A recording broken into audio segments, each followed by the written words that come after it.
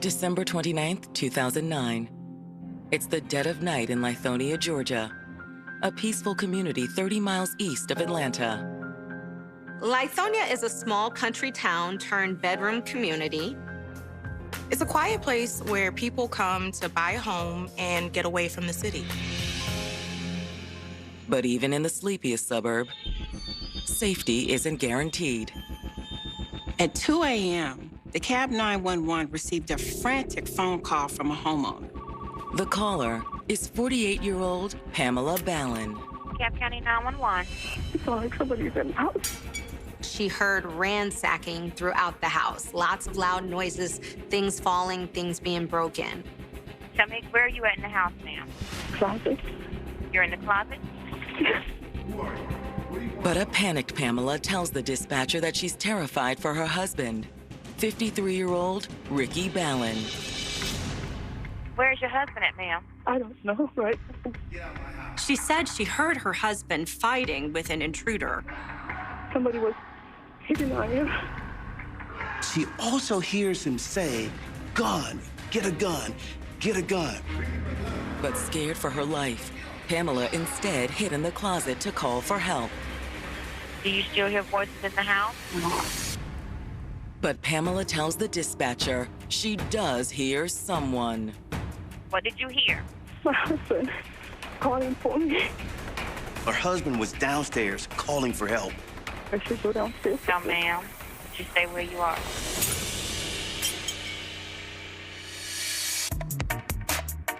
Originally from the island of Jamaica, Pamela and Ricky Ballin came to America in 1984. They'd just gotten married and were excited to start a family together. They decided it would be best to migrate to America. Like a lot of immigrants, Pamela and Ricky had to hustle to establish themselves. They settled in Lithonia, a quiet suburb of Atlanta, which seemed like the perfect place to raise a family. Pamela was able to find a job as a travel agent. And then Ricky, he was basically taking any job that he could get his hands on. It was a constant scramble to make ends meet. But the couple was determined to build a better life for themselves and their children. Derek Jr. had been born shortly after the family arrived in the States. Ricky also had an older son named David from a previous relationship. Although born in Jamaica, David was living in Boston with his mom. He was able to come down for summers to visit with his father, Ricky, his stepmother, and his younger brother. And by the time they were teenagers, both boys were busy helping their father. Ricky had always dreamed of owning his own business, and before long, he had established his own landscaping company. It was small to begin with, but Ricky really hustled hard. He did quality work and had a great reputation. And as suburban Atlanta boomed, so did Ricky's business. More houses meant more yards needed landscaping, and Ricky was right on it. Before long, Ricky was able to buy more moors. He hired workers to add additional trucks and crews and was able to bid on much larger projects. His business began to really take off. Eventually, they were able to enjoy all of the benefits of middle-class success. The couple bought a big, beautiful home. They were able to live well, send their kids to good schools, travel. All the while, Ricky's business kept growing. The projects were getting bigger and bigger. Ricky found himself landing six-figure commercial landscaping contracts. Pamela quit her job, and she joined her husband's company. Ricky and Pamela really worked well together as a team. Ricky was the front man who was out there handling the crews and handling the projects. Pamela was behind the scenes handling the books and helping to run the business. And by 2009, the Ballins were an American success story. Ricky and Pamela were proud of what they had built together. But now a horrific crime threatens to tear it all apart. On December 29th, 2009, Lithonia 911 has just received a terrified call from Pamela. Pamela had just called 911 to report what sounded like a break-in. She can hear what sounds like a struggle happening downstairs. Her husband fighting with the intruder. Even more terrifying, Pam says she can hear Ricky calling out for help. He thinks I should go downstairs to my No, husband. ma'am. The dispatcher warns her that the intruder may still be in the house. Wait until the officer clears the location.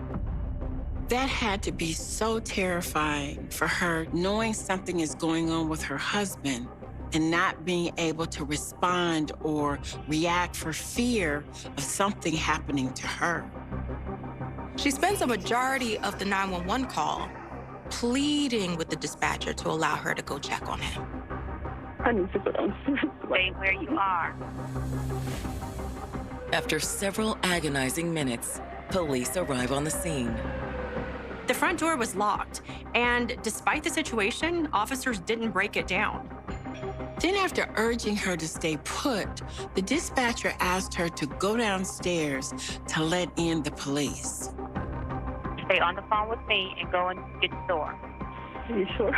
Yes, ma'am. Still on the line with the operator, Pamela heads downstairs.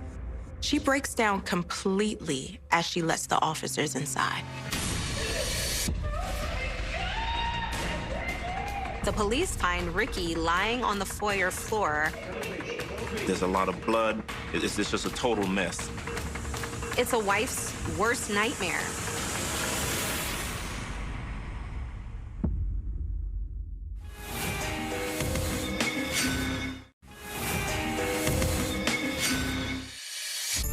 With a successful landscaping business and a beautiful suburban home, immigrants Ricky and Pamela Ballin were an American success story.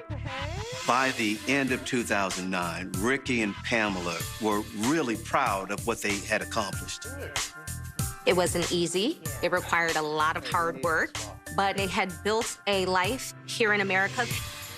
Only now their American dream has turned into a nightmare. Pamela just called 911 to report what sounds like a burglary in progress. She believed Ricky had tried to fight off the intruder. As she went downstairs to let the officers in, she saw her husband's bloody body lying next to the front door. Ricky's badly beaten, and he's bleeding profusely from the head. Imagine going downstairs and seeing your husband almost near to death. Once Pamela's safely outside, officers sweep the house for the intruder. The intruder apparently left the scene, but the house is ransacked. Once the house was cleared, EMTs transport Ricky to the hospital. Ricky was in really bad shape. He was non-communicative. He is clinging to life. As they load him into the ambulance, Pamela tries to climb on board, too. Pamela was insistent that she get inside. But detectives arrived on the scene, and they asked Pamela to wait to give them a statement. Look, ma'am, I know you want to go be with your husband, but we really need to... She was on the scene when the break-in occurred. So unless Ricky survives, she's their best witness. I'll do what I can, but I really didn't see anything. They asked her a lot of questions. She was cooperative. According to Pamela, the night started off unexceptionally. She said she had gotten home from the gym. Ricky was sitting in his favorite chair, surfing the internet. You coming up to bed? I'll be up in a minute. Okay, I'm gonna go get that shower. Pam said Ricky was still in his chair when she went upstairs. She went to shower and she went to bed. But Pamela says she woke up around 2 a.m. She didn't know why she'd woken up, but when she did, Ricky wasn't in bed. That was not unusual for him, because he kept real late hours. He liked to watch TV. Once awake, Pamela says she'd gotten up and gone to the bathroom. She's in there for a while when she starts hearing sounds. What kind of sounds? Sounds like something moving around downstairs. Someone other than Ricky. She says she heard Ricky say to someone, "Who are you? What are you doing here?" That made her believe that there was an intruder in the house. And according to Pamela, what Ricky said next erased any doubt. She says she heard Ricky yell up to her to go get the gun. Ricky wanted me to get the gun. He keeps it in the nightstand by the bed. But you didn't get it? No, I was too afraid. She tearfully admitted that she should have gotten the gun, but she was too afraid. She instead locked herself in the bedroom. Pamela says that as she huddled in the bathroom, Ricky had apparently tried to fight off the intruder. Pam said that that's when she heard the crashing and the banging downstairs, like there was some kind of struggle. She said she wasn't entirely sure how long she had stayed hidden in the bathroom. It could have been 2 minutes, it could have been 10 minutes. She was too terrified to note. I was too afraid, thinking they were gonna come up there and find me. They? So there was more than one intruder? I don't know, maybe? She says that she heard ransacking throughout the house. Lots of loud noises, things falling, things being broken. Until, according to Pamela, the noises suddenly stopped. She heard it get quiet downstairs, and she thought that that was an opportunity to dash to the bedroom, get the phone, and call 911. Even though she didn't hear anyone, Pamela was scared the intruders were still in the house, so she hid in the closet and called for help. Pamela says it was while on the phone with 911 that she heard a new, horrifying sound. She can hear Ricky faintly calling out for her. Pam begins desperately pleading with the dispatcher to allow her to go check on her husband. Ricky was calling for me, and I told her I should go down there and help him. But the dispatcher says, no, stay where you are, where it's safe. She said she hadn't gone back downstairs until the police arrived. She saw Ricky lying on the foyer floor. I should have came down sooner. She feels very guilty. In hindsight, she should have gotten the gun, but she was too afraid. It was a traumatic situation, to be sure. This must have been her worst nightmare. And it was about to get worse. Just as Pamela was finishing her statement, the detectives got an urgent call from the hospital. I should have came down sooner. Okay, thank you. Okay, Pam, you need to go to the hospital. Oh, my God. If she wants to see Ricky one last time, she better get to the hospital.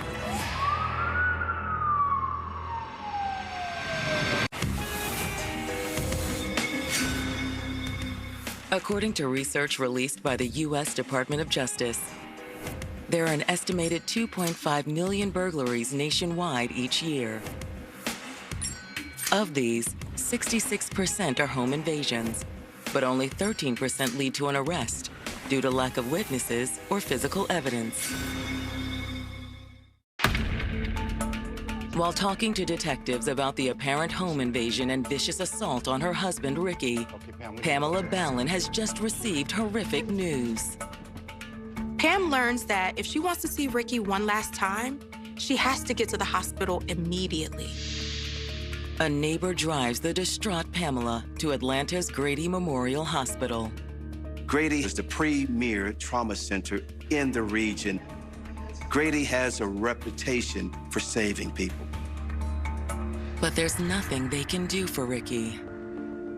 When Pamela arrives at the hospital, she receives notice that there's no hope for Ricky's recovery. Ricky was struck in the head with a blunt object. He's essentially brain dead.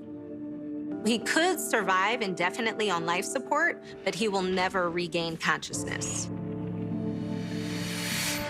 When Pamela and Ricky's son, Derek Jr., arrive at the hospital, he and his mother face a difficult choice. Pam knew that quality of life was really important. And at that moment, she had to decide whether or not she would make her husband live an existence that wasn't consistent with the man that he was, just for her sake, because she wanted him around. And she chose to let him go. It wasn't just Pamela's decision, it was Pamela and their adult son's decision to ask that no further resuscitative means be utilized.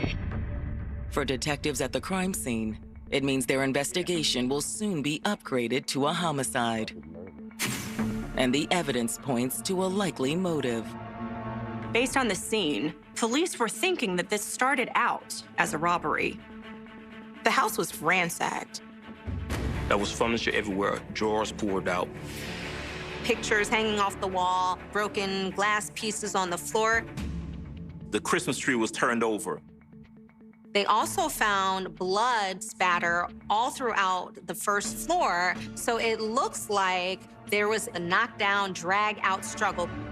In the foyer, near where the killer left Ricky for dead, detectives also find what they believe to be the murder weapon. Not far from the foyer, there was a decorative statue that was smeared with blood, and it appeared heavy enough and solid enough to have caused Ricky's injuries. Finally, at the back of the house, detectives find where the intruders apparently made entry. They find pry marks on the back door. The intruder apparently jimmied the lock. It appeared the person had planned to slip in and out quietly while everyone was asleep. They didn't expect anyone to be downstairs. Based on all the signs, his death appears to be the result of a burglary gone wrong. Except there's one thing that doesn't add up. Nothing appears to be missing. The TV, the jewelry, the cash, the valuables, they were still there in plain sight. Which naturally raises questions for detectives. Had the killer or the thieves lost their nerve? Or had the crime scene been staged to look like a robbery to cover Ricky's murder? Looking for answers, police canvass the area and speak with the Ballins' neighbors. The neighbors are obviously upset and scared because things like this don't happen in this type of neighborhood. Did you see or hear? Lithonia, the crime rate is considerably low comparing to Atlanta, Fulton County, or Gwinnett County. Neighbors were especially horrified that something like this had happened to the Ballins. Everyone the detective spoke with said that Pamela and Ricky were nice neighbors and a great couple. People knew them as hardworking people. They were nice people and were very shocked that this happened. Neighbors have no idea who would want to hurt Ricky. Nor had anyone witnessed anything suspicious in the neighborhood that night. No one has heard anything. No one saw anything. Although one neighbor says she did observe something odd recently. One neighbor said that she noticed a strange vehicle, a black SUV, parked across from the Ballins' home on several occasions. She said it was almost as if someone was watching the Ballins' house. The detectives wondered if Ricky was having trouble with someone that the neighbors might not have known about. Could he have been in debt to someone? Was he dealing with a disgruntled employee? Or really, it could be anyone. As the sun rises and detectives head back to the station, it isn't long before they get the news they've been anticipating. At about 10 a.m.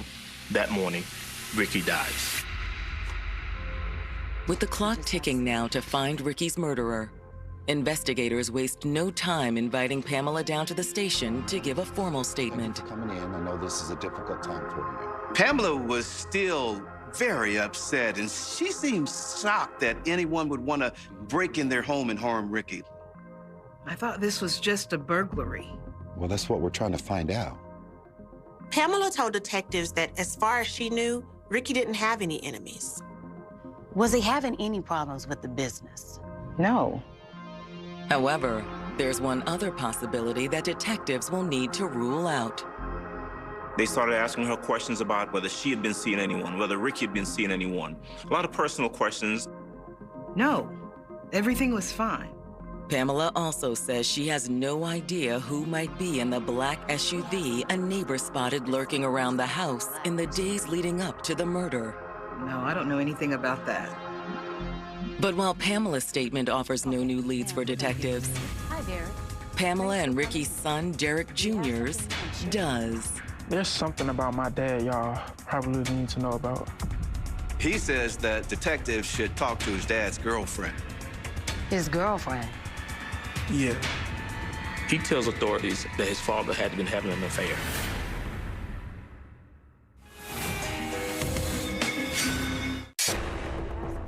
Pamela and Ricky Ballins' son, Derek Jr., has just revealed to detectives that his father may have been having an affair at the time of his death. According to his son, the woman that his dad had been having an affair with was an Atlanta woman by the name of Carolyn Hodges. She's an old family friend that Ricky had run into at a family funeral. How do you know he was having an affair? He wasn't exactly discreet. Derek says that he overheard his dad chatting with the woman on the phone on several occasions. Now, did your mom know about his girlfriend? I tried to tell her. Derek Jr. told police that his mom didn't believe it and didn't want to hear it. The detectives are definitely interested, though. Maybe the mistress was angry that Ricky wasn't giving her what she wanted. All right, I'll walk you out.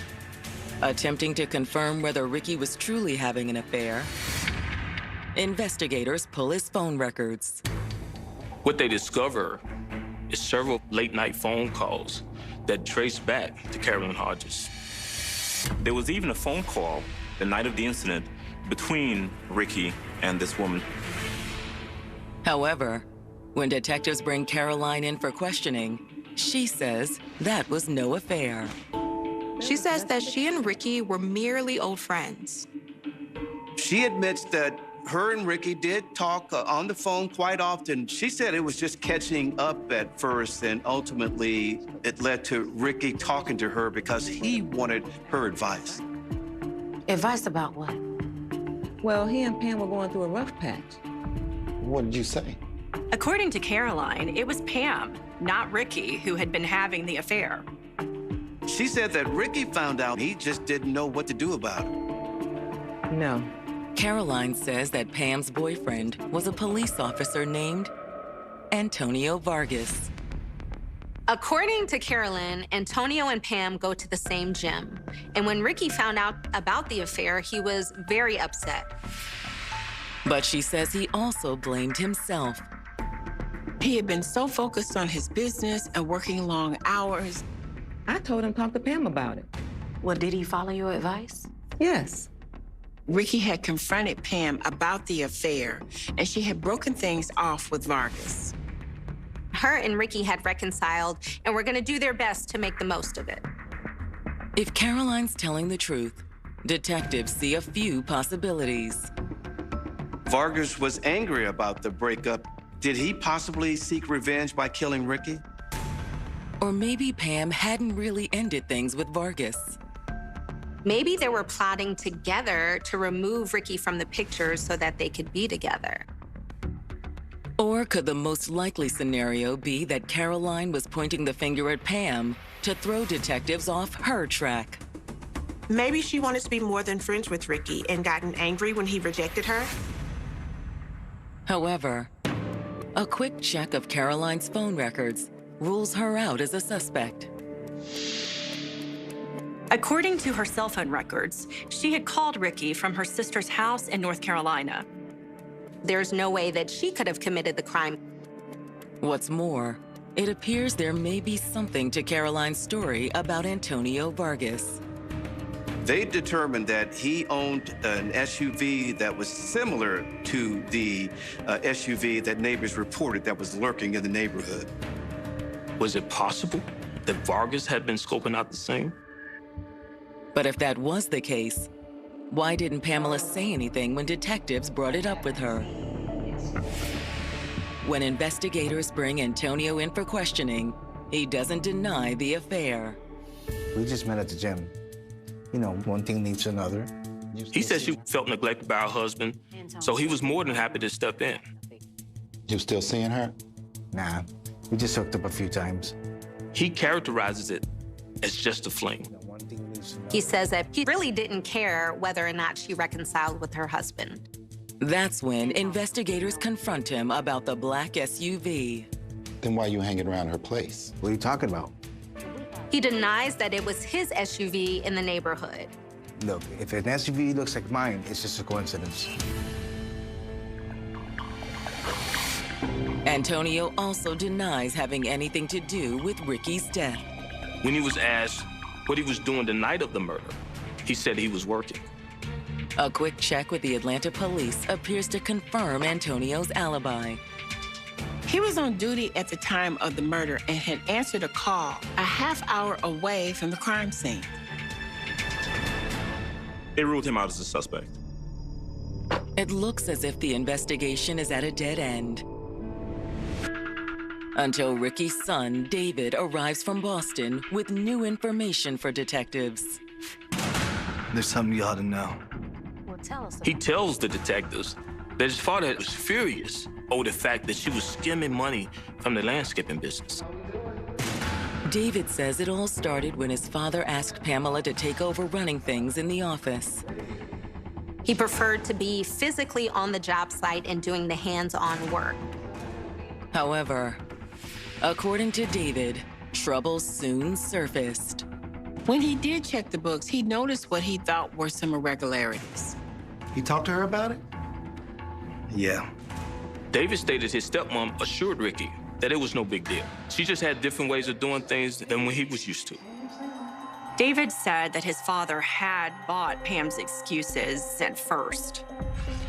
David says that things eventually came to a head when his dad started having trouble paying the company's bills and meeting payroll. Hey, this doesn't make sense. What's going on with the money? Ricky, I've told you where the money is going. I can't even pay the employees. David said his dad was so upset that he was about to open up a separate bank account that Pam wouldn't have access to.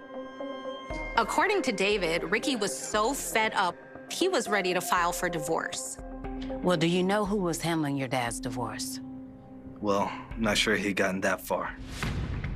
Ricky had not filed for divorce or actually reached out to an attorney. The detectives only had David's word for it. But when police start digging deeper into the Ballins' marriage, they discover that Pamela may have had a bigger motive than anyone imagined. There was a life insurance policy with Pamela as the beneficiary. Shortly before his murder, Ricky had drastically increased his life insurance coverage. Pamela stood to gain more than $1 million from her husband's death.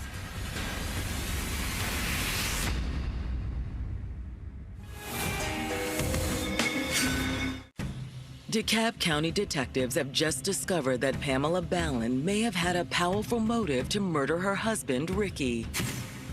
Prior to Ricky's murder, his life insurance policy had been drastically increased. Pamela stood to gain more than $1 million from her husband's death. The landscaping business, their big, beautiful home, all of their assets, and everything that they owned would be hers and hers alone. But according to her stepson, David, the window for Pamela to collect had been closing fast. According to David, Ricky was ready to file for divorce. But before he could even file for a divorce or consult a lawyer, he was murdered. Did that mean Pamela had killed him? Detectives suspect that's the case, but they have little proof. There was no forensic evidence tying Pamela to the murder. With their hands tied, detectives bring Pamela back into the station, this time to confront her with her lies. With no other leads and no other suspects, they hope to pry a confession out of her. Why did you lie to us about the affair? Because it was over. My husband just died, and I didn't see any reason for airing out our dirty laundry. The detectives also pressed Pamela about the $1 million insurance policy. Well, why did you increase the insurance policy? That was not my idea. She said this is something that they did jointly. Still, the detectives keep pressing. They questioned her for hours. Come on, Pam. You did it. And then you tried to make it look like a break-in. Detective, I would never hurt Ricky. She stuck to her story that this was actually a home invasion. But the fact that Pamela won't crack makes no difference to detectives. At the end of the interview, they placed Pam under arrest for murder. There were just too many inconsistencies in her version of events for detectives to ignore. News of Pam's arrest stuns the couple's neighbors. This appeared to be a perfect couple. It was really hard for people to wrap their mind around the fact that Pam could do something so heinous. But as you started to hear about affairs and you started to hear about skimming, some people thought, could she have done it? When the case goes to trial in June of 2014, the prosecutors begin by arguing that Pamela was the only person with a clear motive to kill her husband. A pending divorce, a life insurance policy of more than $1 million. They said that was the motive for murder. They maintained that Pamela Ballin was a woman who was looking to get out of a marriage that she was no longer happy in. The fact that she had an affair, and that she would get the spoils of the business if her husband was no longer around. So, according to the prosecutors, Pamela had killed her husband in cold blood. Prosecutors alleged that Ricky was asleep in his recliner on the first floor of the couple's home. Pam crept up as he slept. She was armed with a statue she'd grabbed off a nearby table. There was no struggle. Ricky was incapacitated after the first blow.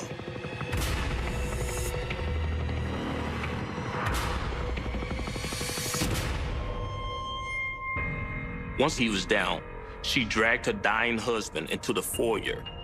Then, as her husband lay dying in the foyer, Pamela faked a home invasion. They were painting a good picture for the jury that this was a scene that appeared to be staged. Prosecutors focused on the fact that while the house appeared to be ransacked, no valuables seemed to, and there was very little damage to any of their possessions. The stage set. Prosecutors claimed that Pamela had cleaned herself and then placed a carefully rehearsed call to 911. She proceeded to give the performance of a lifetime. When it's the defense's turn, Pamela's attorney claims that the prosecution's case is pure speculation. Prosecution's theory sounded good, but they had no real proof. There was simply no evidence to indicate that these two individuals were at the cusp of a divorce, and certainly no divorce that was pending at the time, and no evidence to support that assertion other than some hearsay. What you working on, babe? The defense also pushes back on the notion that Pamela was after Ricky's money. They called an accountant to the stand, and he said he viewed the books, and he found no evidence that Pam had been skimming money from the company. Pamela wasn't taking any money from the business wasn't losing any money. There was simply nothing to support that assertion. And that's all it was an assertion. You know, there were statements given by folks who thought that this was the reason that Pamela and Ricky were not getting along, and there simply wasn't any evidence to support it. And the books, the paperwork, and the testimony of the accountant himself disproved that. Most of all, according to the defense, the prosecution's entire theory was based on a false assumption. The most devastating blow to the prosecutor's case is when the defense brought the insurance agent to the stand. The insurance agent testified that he was the person who had actually suggested that the policy be increased. They could have gotten more coverage under a different policy, and it made sense to him, and it ultimately made sense to Pamela and to Ricky, who agreed to have the policy increased. So this theory that this was a murder for insurance money just didn't really hold any water. In fact, the defense is so confident that they destroy the prosecution's arguments that they ask the judge to dismiss the case. It's called a directed verdict of acquittal. In a shocking blow to the prosecution, the judge decides to consider it. He said, I'm going to take it under advisement. But not before he hears the jury's verdict first. He wanted the case to go to the jury. After the jury made their decision, the judge would decide whether to accept the verdict or throw it out.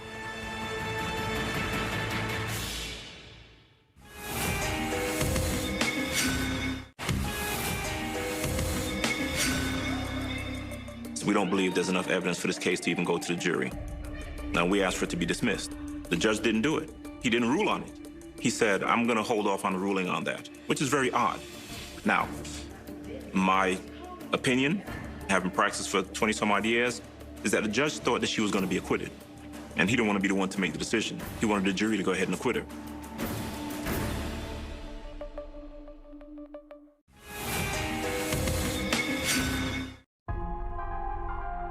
53-year-old Pamela Ballin's murder trial has just taken an unprecedented turn.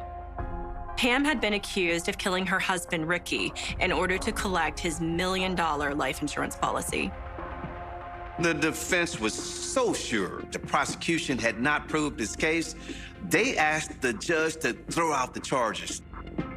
The judge decided to wait and to defer to the jury's ruling before he made any decisions. When they heard his decision, the defense and Pamela's family thought that the judge was expecting an acquittal. Would they be mistaken? After a significant amount of deliberation, the jury came back and they found Pamela guilty. Pam's family was totally blindsided and could not understand how the jury arrived at that decision. On the other hand, Ricky's family and supporters were very pleased with the jury's decision. They thought they got it right. Now the question is whether the judge will abide by their decision. He still had the option of throwing out the case and the guilty verdict. When the jury came back and found her guilty, he was just as surprised as we were. Although it became apparent that he was in no hurry to make his decision. The judge decided he needed a month to decide whether or not to toss out the case. I honestly believe that the court simply thought that the jury got it wrong, notwithstanding the jury verdict, and set Pamela free. The court allowed Miss Ballin to go home. Pam was released on bond and would remain free until the judge came back with a decision. This time, it's Ricky's family who were blindsided and outraged. It's just a slap in the face for the whole family. She walked out the courtroom just like we did. I feel like he was just killed all over again. That's how I felt, because we didn't get justice. Ricky's family gave interviews to the television news reporters, proclaiming how the judge had allowed a murderer to go free. As far as they were concerned, Pamela shouldn't be out walking the streets. The prosecutors are just as livid. The DA is so upset by this that in just a few days, he's able to make a motion to have Pam brought back into custody pending the judge's decision on the motion. There was so much commotion, there was so much made of it, that ultimately the judge had Miss Ballin come back in. But would she soon be out again? It all comes down to the judge's decision. Pam's family, friends, and attorney are all confident that Pam will be freed once the judge makes his ruling. But it's their turn to be outraged once again when the judge affirms the jury's verdict of murder. The judge ultimately sentenced her on a murder charge. And since she was found guilty of murder, there was only one sentence the judge can hand down. Georgia doesn't have degrees of murder. She was found guilty of murder and sentenced to life in prison. The outcome is a startling reversal for Pamela and her family, one they refuse to accept. We filed an appeal. We filed what's called a motion for new trial. Another judge looked at that motion for new trial and decided that there were irregularities, that she had not been fairly tried, and the case was overturned. She was granted a new trial in 2017. At this point, the prosecution knows what the defense's arguments are. And so they tried a different case. It was a more emotional case. Pamela testified, whereas she did not in the first trial. Ultimately, I believe the jury made their decision in that second trial upon whether they found Pamela to be credible or not. I don't believe they did. And that second jury found her guilty. For Ricky's family, it was a hard-earned victory. The right person is behind bars. The right person was implicated for his murder. Meanwhile, Pamela's supporters remain just as convinced she has suffered a great injustice. You're never going to be able to convince me that Pamela Ballin murdered Ricky Ballin. Although no matter who killed Pamela's husband, there's one thing everyone agrees on. Ricky did not deserve to die this way. This was a loving father, a man who people said was universally admired for his hard work. Starting from nothing, he made the American dream come true. only to lose it in the most horrible way. It's really an all-around tragedy for everybody involved. A discarded silver locket on a sun-baked suburban sidewalk. A porch light left burning for a daughter who would never walk through the front door again. This was California in the summer of 1970. The Golden State, a paradise of endless beaches, Hollywood dreams, and carefree youth, was about to have its glittering mask ripped away to reveal a nightmare. The headline screamed from every newsstand, "Mysterious disappearance. Community shock." The first vanishing was dismissed as a runaway. A 19-year-old girl, walking home from a late shift at a diner, swallowed by the California night. But then came the second, and the third. Suddenly, the sun-drenched streets felt like hunting grounds. Parents locked their doors, bolted their windows, and peered out from behind drawn curtains. A phantom was stalking the idyllic neighborhoods, a shadow that struck without warning and left behind absolutely nothing. No witnesses, no struggle, just an eerie, suffocating silence. The terror paralyzed the community. Every stranger became a suspect. Every unfamiliar car idling on the corner sent a jolt of panic through the neighborhood. Law enforcement was scrambling, working around the clock, desperate to stem the tide of vanishings. The press dubbed him the Phantom of the Valley, a moniker that only fueled the mass hysteria. Detectives combed through hundreds of tips, chased down thousands of leads, but every path ended in a brick wall. The killer was meticulous, leaving no fingerprints, no weapons, no obvious signs of forced entry. It was as if the victims had simply evaporated into the humid night air. But then, a strange clue. A single, muddy boot print found beneath the window of the fourth victim. It wasn't much, a partial tread, a common brand, but it was the first tangible proof that this monster was human, that he walked among them. Yet, that glimmer of hope was brutally extinguished. The footprint led nowhere. The Phantom changed his hunting grounds, altered his methods, always staying one agonizing step ahead of the task force. The local police department, under immense public pressure and suffocating media scrutiny, began to buckle. The community's fear morphed into a deep, simmering anger. Vigils were held, thousands of candles flickering in the darkness, a desperate plea for answers that would not come. The families of the missing women were trapped in an unbearable purgatory, living every single day with a hollow ache in their chests, waiting for a phone call that would either bring a miracle or utterly destroy them. Years began to bleed into one another. The frantic search parties dwindled. The sensational headlines slowly migrated from the front page to the back, replaced by new tragedies, new scandals. The 1970s gave way to the neon glow of the 80s. The task force was disbanded, the dusty boxes of evidence relegated to the deep, forgotten archives of the precinct basement. The ultimate cold case. The detective who caught the case on day one retired, his hair gray, his spirit broken, haunted by the faces of the girls he couldn't save. He kept copies of the files in his home office, staring at the crime scene photos late into the night, endlessly searching for a detail he might have missed. But the Phantom had vanished just as flawlessly as his victims. For decades, the community lived with the ghost of the unsolved mystery. It became an urban legend, a campfire story told to frightened teenagers, a dark stain on the history of the sunlit valley. The families grew old, some passing away without ever knowing the fate of their daughters, carrying the agonizing weight of the unknown to their graves. But science refuses to forget. Beneath the dust of those archived boxes, within the microscopic fibers and degraded samples preserved by sheer luck and the meticulous habits of a bygone era, a silent witness was waiting. Fast forward to the present day. Forensic technology had evolved from a blunt instrument into a scalpel. A cold case unit, armed with advanced DNA phenotyping and genetic genealogy, reopened the files. They extracted a microscopic speck of biological material from the back of that silver locket found on the sidewalk half a century ago. It was a Hail Mary pass, a 1,000,000,000-to-1 shot. They ran the profile through public ancestry databases, constructing a sprawling, complex family tree.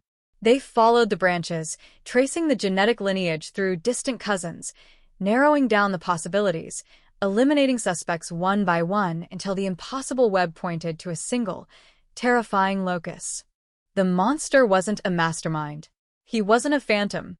He was a retired mechanic living a quiet, unremarkable life in a sleepy suburb just 3 towns over from where the terror began.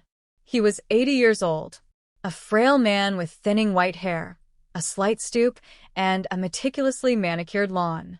Neighbors knew him as the friendly widower who baked cookies for the local bake sale and always waved from his porch. When the tactical team descended on his quiet suburban street, the contrast was violently jarring. Community shock echoed once more, half a century later. Cold case solved. Serial killer's identity finally revealed. The headlines roared back to life, but this time, the face of pure evil was devastatingly ordinary. He didn't resist. When the detectives placed the cold steel handcuffs on his frail, spotted wrists, he merely sighed, as if a long, exhausting game of hide-and-seek had finally come to an end. The interrogation room was stark, stripped of all humanity. Across the metal table sat the new generation of detectives, looking at a man who had stolen the lives of innocent women before they were even born. The 80-year-old killer sat in silence, his eyes devoid of remorse, devoid of any emotion whatsoever. He looked like anyone's grandfather, yet behind those clouded eyes lay a dark, bottomless abyss. He spoke softly, his voice a dry rasp, confirming the horrifying details only the killer could know. He described the nights, the stalking, the brutal efficiency of his crimes. He remembered the color of the second victim's coat. He remembered the desperate plea of the fourth. It was a chilling, detached recitation of pure savagery, delivered by a man who was now more concerned about whether his dog had been fed than the lives he had butchered. The mystery was finally unraveled, the deadlock broken, but the truth offered no comfort. The revelation sent a seismic shockwave through the community, reopening wounds that had barely scarred over. The children of the 1970s, now adults themselves, looked at their aging neighbors with a sudden, chilling paranoia. How do you reconcile the friendly man next door with the monster in the headlines? How do you accept that the phantom who haunted your childhood nightmares was just a man buying milk at the local grocery store? The arrest brought a definitive end to the mystery, but it shattered the illusion of safety forever. The families of the victims finally had their answers, the agonizing purgatory of the unknown replaced by the crushing permanence of the truth. They stood in the courtroom, watching the frail, elderly man shuffle in chains, struggling to find justice in punishing a body that was already failing. The monster had lived a full, unburdened life, while his victims remained forever frozen in the summer of 1970.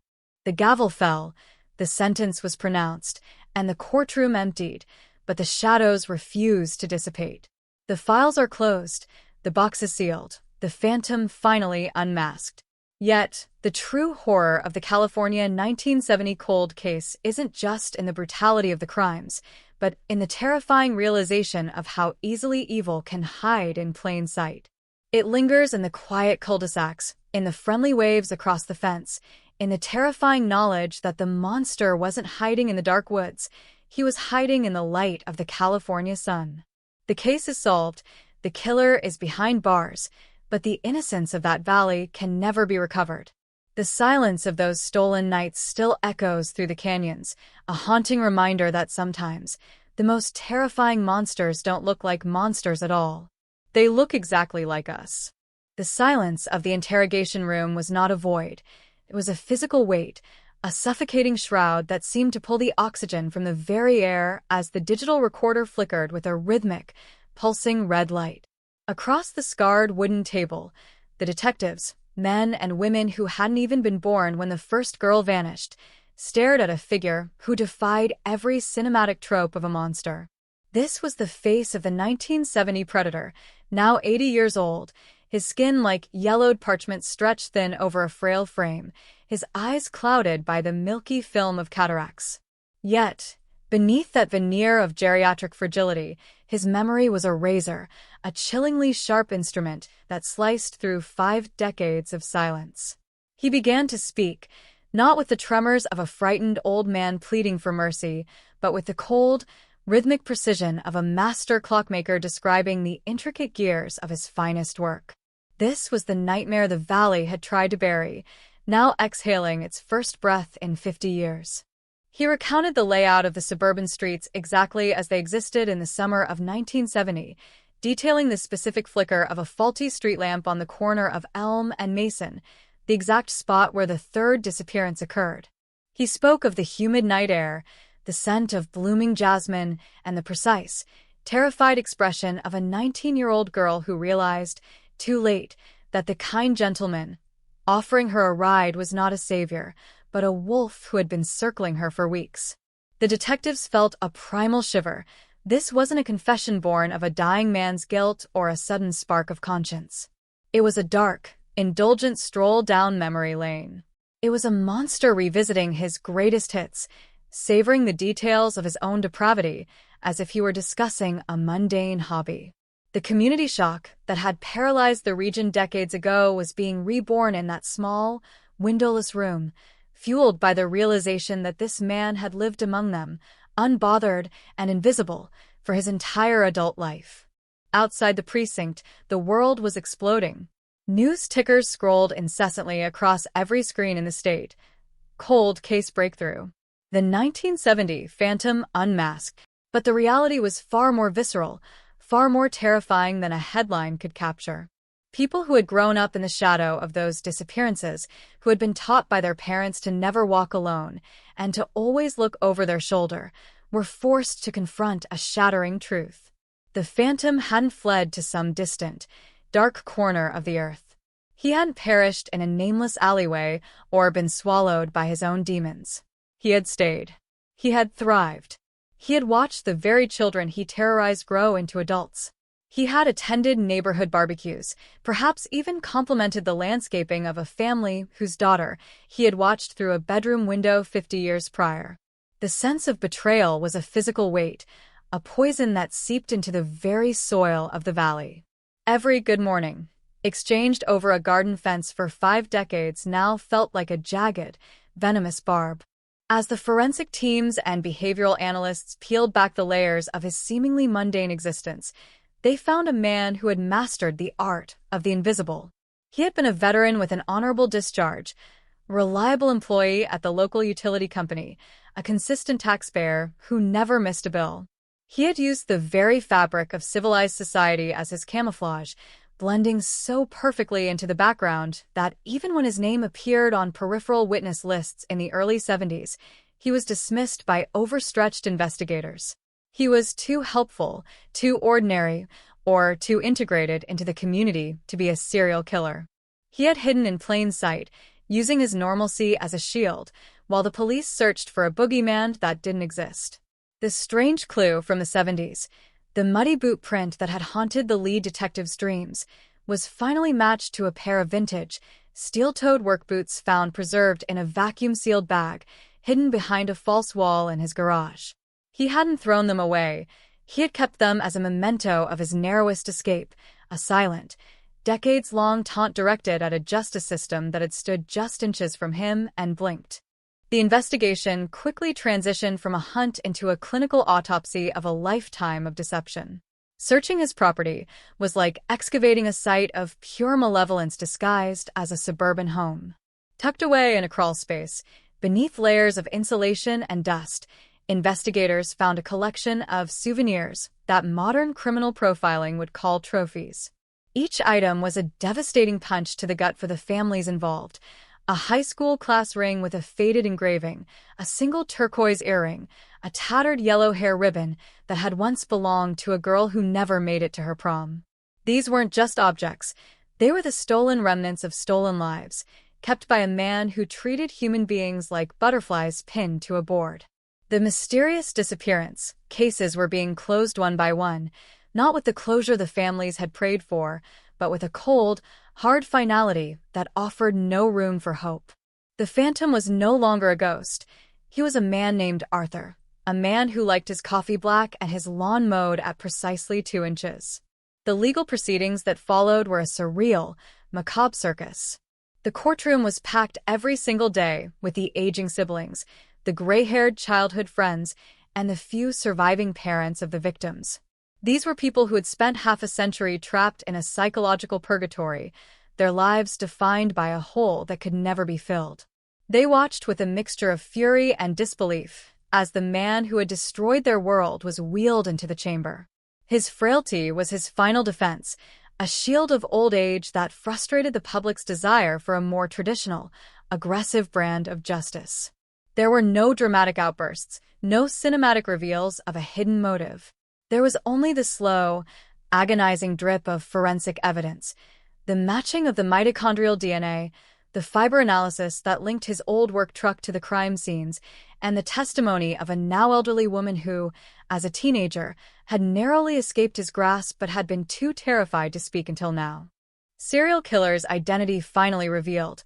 The papers proclaimed across the nation, but seeing him in the flesh made the tragedy feel even more senseless, even more hollow. There was no grand, overarching philosophy behind his crimes, no dark ritual or complex psychological trauma that could explain away the blood on his hands.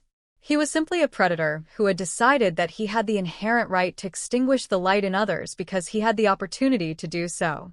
In the final days of the trial, the prosecution shifted the focus away from the monster and toward the void he had created. They presented a life that could have been for each victim, the weddings that were never celebrated, the children who were never born, the careers and dreams that were snuffed out in a single, violent night in 1970. The emotional climax of the trial wasn't a shout of triumph or a dramatic confession. It was the heavy, collective sob that rippled through the gallery when the verdict of guilty was finally read. It was a sound of 5 decades of held breath finally being released. But for the valley, for the neighbors who had lived next to him, and for the families who had carried the weight of the unknown, the closure was a bitter, jagged pill. The 1970 cold case was solved on a piece of paper, but the scars it left on the California landscape were permanent and deep. The haunting memories remained, no longer as mysterious ghost stories told to scare children, but as a chilling, everyday reality. The arrest brought a definitive end to the investigation, but it shattered the illusion of suburban safety forever. It proved that the most dangerous monsters don't live in the woods or under the bed. They live in the house with the white picket fence and the well-kept garden.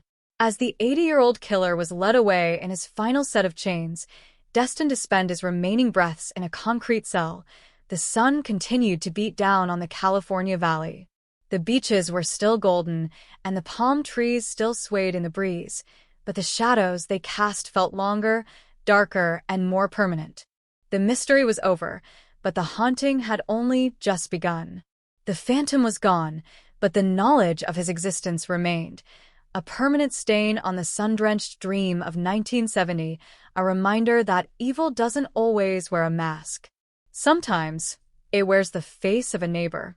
The metal gates of the state penitentiary groaned shut, a final, heavy punctuation mark on a story that had bled across 56 years of California history, but for the survivors, the silence that followed was not the peace they had been promised.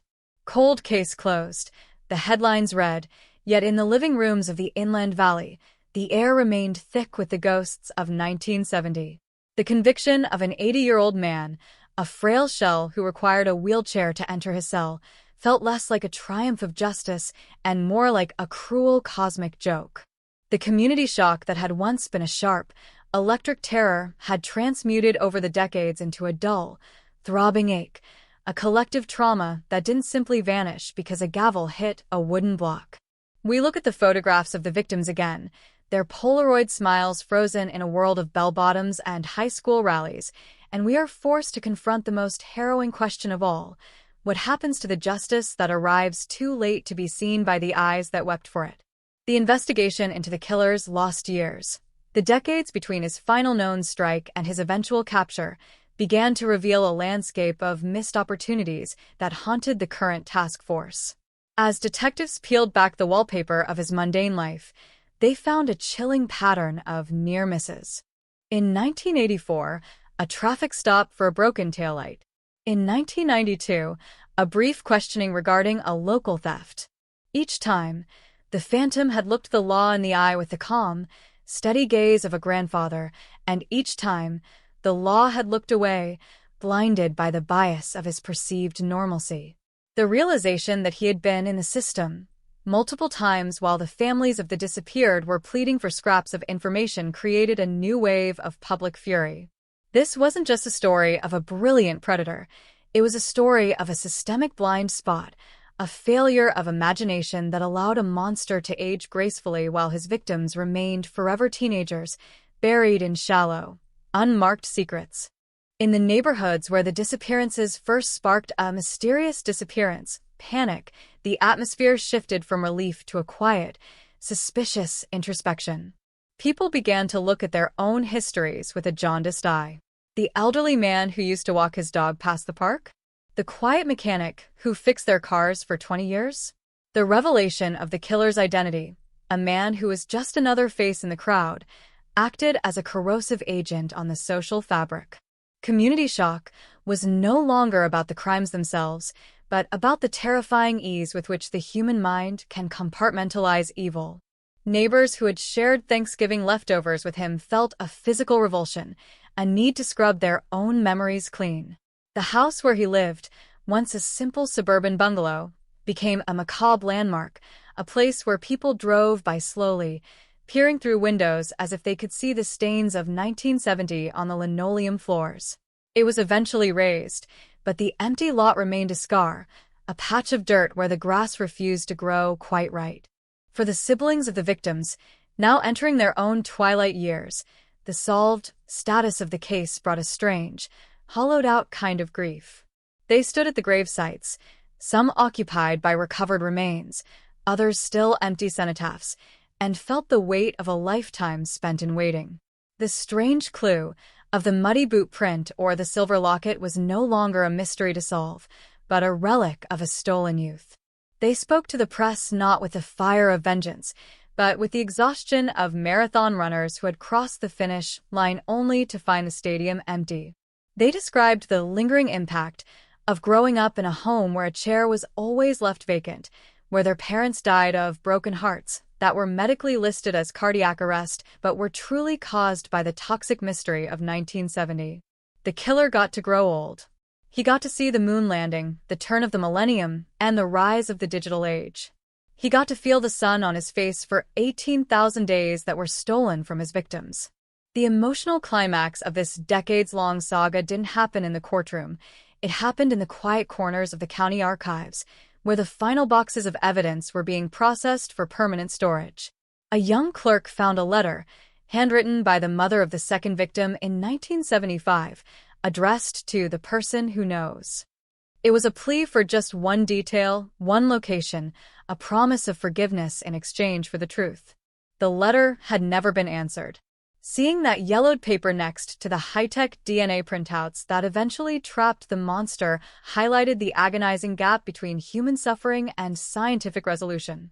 The unsolved mystery was gone, replaced by a solved file, but the resolution felt clinical, devoid of the spiritual restoration the community craved. We are left with the image of an 80-year-old man in a blue jumpsuit, staring at a concrete wall, taking his secrets to a grave that will be far more comfortable than those he dug in the dark woods 50 years ago. As the sun sets over the California Valley today, the long shadows of the palm trees seem to point toward the past. The cinematic-style drama of the trial has faded from the nightly news, replaced by the next sensational headline, the next cold case, being warmed by the fire of modern technology. But for those who lived through the summer of 1970, the air will always carry a hint of that old terror. The legacy of the Phantom of the Valley is not just the lives he took, but the enduring suspicion he planted in the heart of the Golden State. He proved that the most mysterious disappearance can happen in broad daylight and that the strange clue might be sitting in a garage right next door. The haunting memories remain, a permanent mist over the suburbs, a reminder that while science can find a killer, it cannot return the years, the laughter, or the innocence that was buried in the dirt over half a century ago. The case is solved, the monster is caged, but the valley still listens to the wind, wondering how many other phantoms are currently waving at their neighbors, waiting for the sun to go down. The gavel's final strike in that wood-paneled courtroom wasn't a thunderclap. It was a weary, hollow sigh, a sound that signaled the end of a 56-year-old nightmare but offered no true resurrection for the lives consumed by it. Justice delayed, but finally delivered. Yet, as the media trucks packed up their satellite dishes and the sensational headlines began to migrate into the trending sections of social media, a profound and unsettling silence settled over the California Valley. The monster of 1970 was no longer a phantom, no longer a ghost story whispered to keep children from wandering after dark. He was a prisoner, an 80-year-old man known as inmate number 40291, sitting in a sterile infirmary bed. But for the families who had spent 5 decades in the cold shadow of his crimes, the closure promised by the state felt like a thin, transparent veil over a wound that refused to heal. The true horror of the California cold case wasn't just found in the violence of the past, but in the agonizingly slow realization of what forever actually means when a loved one is stolen. As we look back at the trail of wreckage left in his wake, we must confront the chilling reality of the lost generations. Think of Sarah, the 19-year-old aspiring nurse whose life was extinguished on a humid July night. If she had lived, she would be in her 70s now, perhaps a grandmother, perhaps a retired hero of the healthcare system. Think of the children she never had, the lives that were never touched by her kindness, the entire branches of a family tree that were pruned away by a man with a pair of pliers and a heart of stone. The lingering impact of this case isn't just a list of names on a memorial plaque. It is the absence of laughter in 1,000 rooms, the silence of birthdays never celebrated, and the empty seats at every Thanksgiving table for half a century. The killer didn't just take lives, he took futures. He stole the very fabric of what those families were supposed to become, and no amount of prison time for an 80-year-old man can ever repay that debt. The forensic revolution that finally trapped him, the genetic sirens of DNA genealogy, has rewritten the rules of the game, but it has also unearthed a new kind of psychological haunting. For the detectives who spent their entire careers chasing a shadow, the revelation of the killer's identity brought a different kind of trauma, the what-if syndrome. They pored over old files, seeing the killer's name on a 1973 witness list, realizing they had stood in his driveway, looked him in the eye, and walked away because he seemed too normal. This is the ordinary evil that continues to shock the community. We want our monsters to look like monsters. We want them to have horns and red eyes, to live in caves and growl at the moon. But the Phantom of the Valley looked like a man who liked to garden. He looked like a man who would help you change a flat tire. He was the ultimate camouflage artist, proving that the most terrifying place for a killer to hide is right in front of a police badge, shrouded in the armor of a mundane life. In the quiet suburbs where the first vanishings occurred, the community shock has morphed into a permanent state of vigilance. The generational trauma is palpable. Mothers who were children in 1970 now watch their own grandchildren with a fierce, almost suffocating protection, born from the knowledge that the man who lived 3 doors down for 40 years was a serial killer.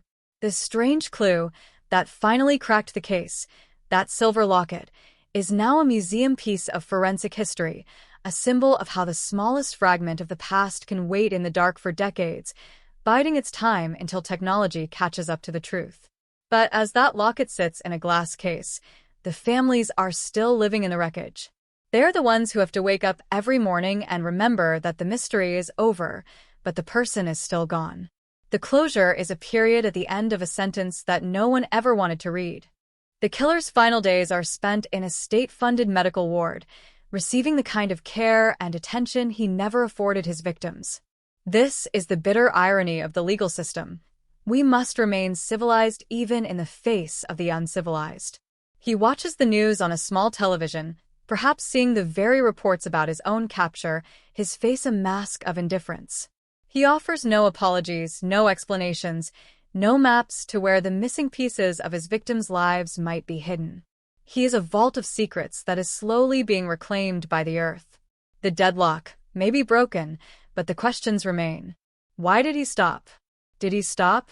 Or are there other valleys, other decades, other cold cases that still bear his invisible fingerprints? The detectives fear the answer, knowing that a predator of his caliber rarely retires. They simply get better at hiding. As the sun sets over the Pacific, casting long, golden fingers across the California coast, we are reminded that the 1970s never truly ended for this community. The bell-bottoms are gone, the disco music has faded into the archives of nostalgia, but the fear that was born in those sun-drenched summers remains a part of the local DNA. The mysterious disappearance headlines have been replaced by case solved, but the haunting continues. It is a haunting of the mind, a persistent whisper that reminds us how fragile our safety truly is.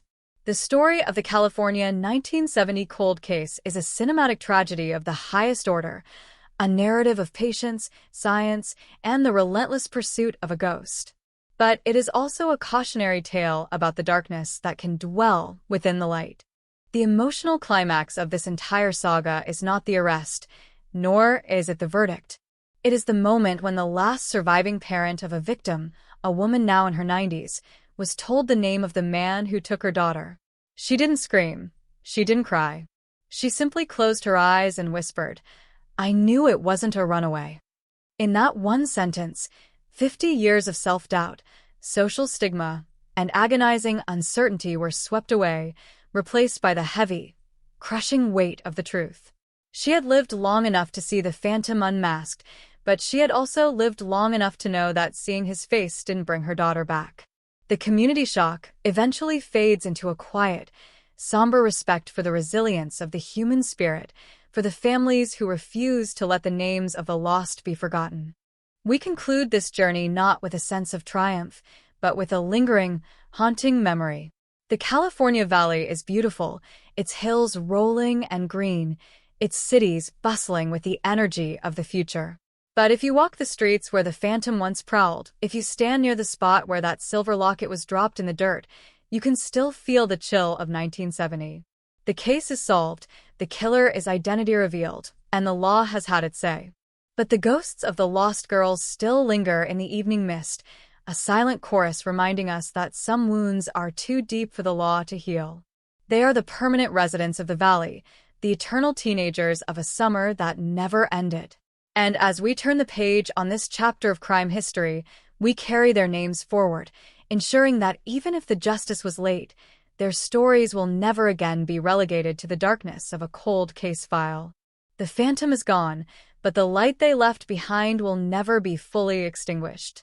The maps in the task force headquarters are no longer confined to the sun-bleached grid of a single California valley. They have expanded into a sprawling, interconnected web of red string and digital pins that bleed across the borders of Oregon, Nevada, and Arizona. The investigation into the missing middle has transformed from a local tragedy into a national forensic emergency, as detectives realize that the 80-year-old man sitting in a prison infirmary wasn't just a ghost of 1970. He was the architect of a highway of shadows that spanned 5 decades. The headlines are screaming once more sensational and more harrowing than ever. The Interstate Invisible, 1970 killer linked to decades of cross-state vanishings. The community shock that had begun to settle into a somber peace has been violently reignited as families across the American West wake up to a terrifying possibility. The monster who took their loved ones in the 80s, 90s, and 2000s might finally have a name, a face, and a pulse. The narrative of the retired serial killer has been utterly dismantled by a single, dusty discovery in a forgotten storage unit in suburban Phoenix, rented under a dead man's social security number. When the tactical team breached the unit, they didn't find tools or furniture. They found a chamber of mementos, a meticulously organized archive of human lives. There were hundreds of driver's licenses, polarized photographs, and lockets, not just silver, but gold, copper, and plastic, each one a trophy from a different year, a different highway, a different life extinguished. This is the vivid, chilling reality of a predator who didn't stop because he grew a conscience.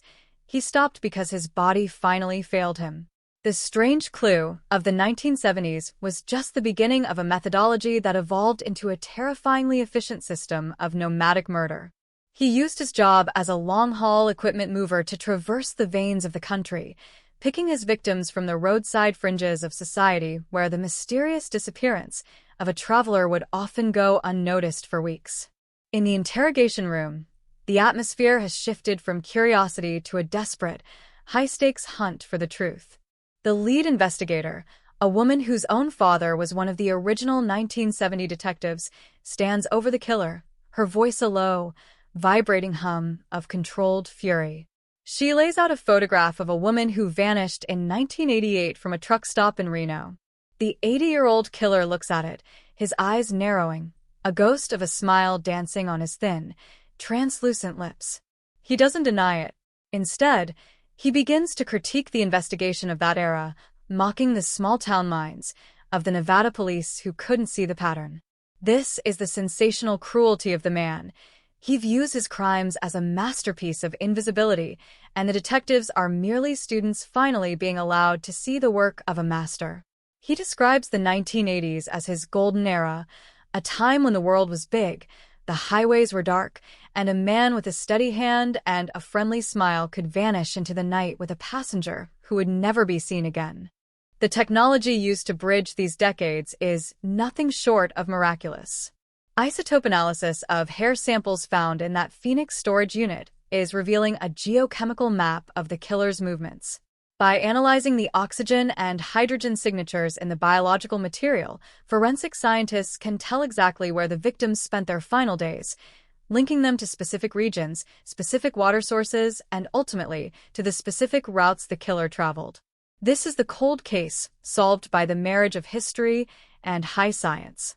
This strange clue is now a molecular footprint. Each positive match is a lightning strike in a dark room, illuminating a tragedy that had been buried under 30 years of dust. The families of the ghost girls of the interstate are being brought into the light, their grief finally validated, their decades of community shock finally finding a focal point. But the weight of this knowledge is a crushing burden. To know that their daughters were part of a serial killer's long-term collection is a horror that transcends simple closure.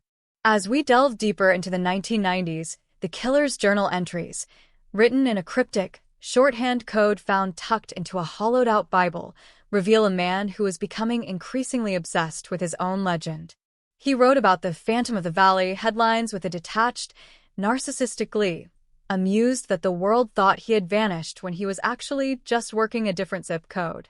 He monitored the news, kept clippings of the unsolved mystery reports, and even attended a cold case seminar in 2005 as a concerned citizen.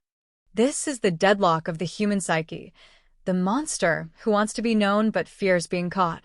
He lived in the tension between his ego and his survival, a tension that finally snapped when a distant relative uploaded a saliva sample to an ancestry website, never dreaming they were handing the police the key to a 50-year-old cage. The emotional climax of Part 6 is the confrontation between the killer and the son of a victim from 1992.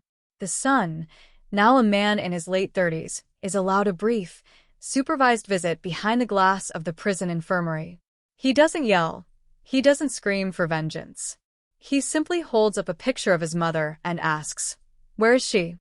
The killer's response is a chilling display of the lingering impact of his evil. He doesn't give a location. He gives a description of the weather that day, how the rain fell on the windshield, the sound of the radio, savoring the memory of the son's loss as if it were his own personal treasure. It is a moment of pure, unadulterated malice that proves some monsters don't age out of their hunger. They just wait for a new audience. The investigation is now moving toward the early 2000s, a period where the killer's movements become more erratic as his health began to decline. Detectives are looking at mysterious disappearances near medical centers and specialized clinics, wondering if he used his own vulnerability as a lure. The strange clue of the silver locket from 1970 has been replaced by more modern trophies, cell phones with the SIM cards removed, digital cameras, cheap plastic jewelry.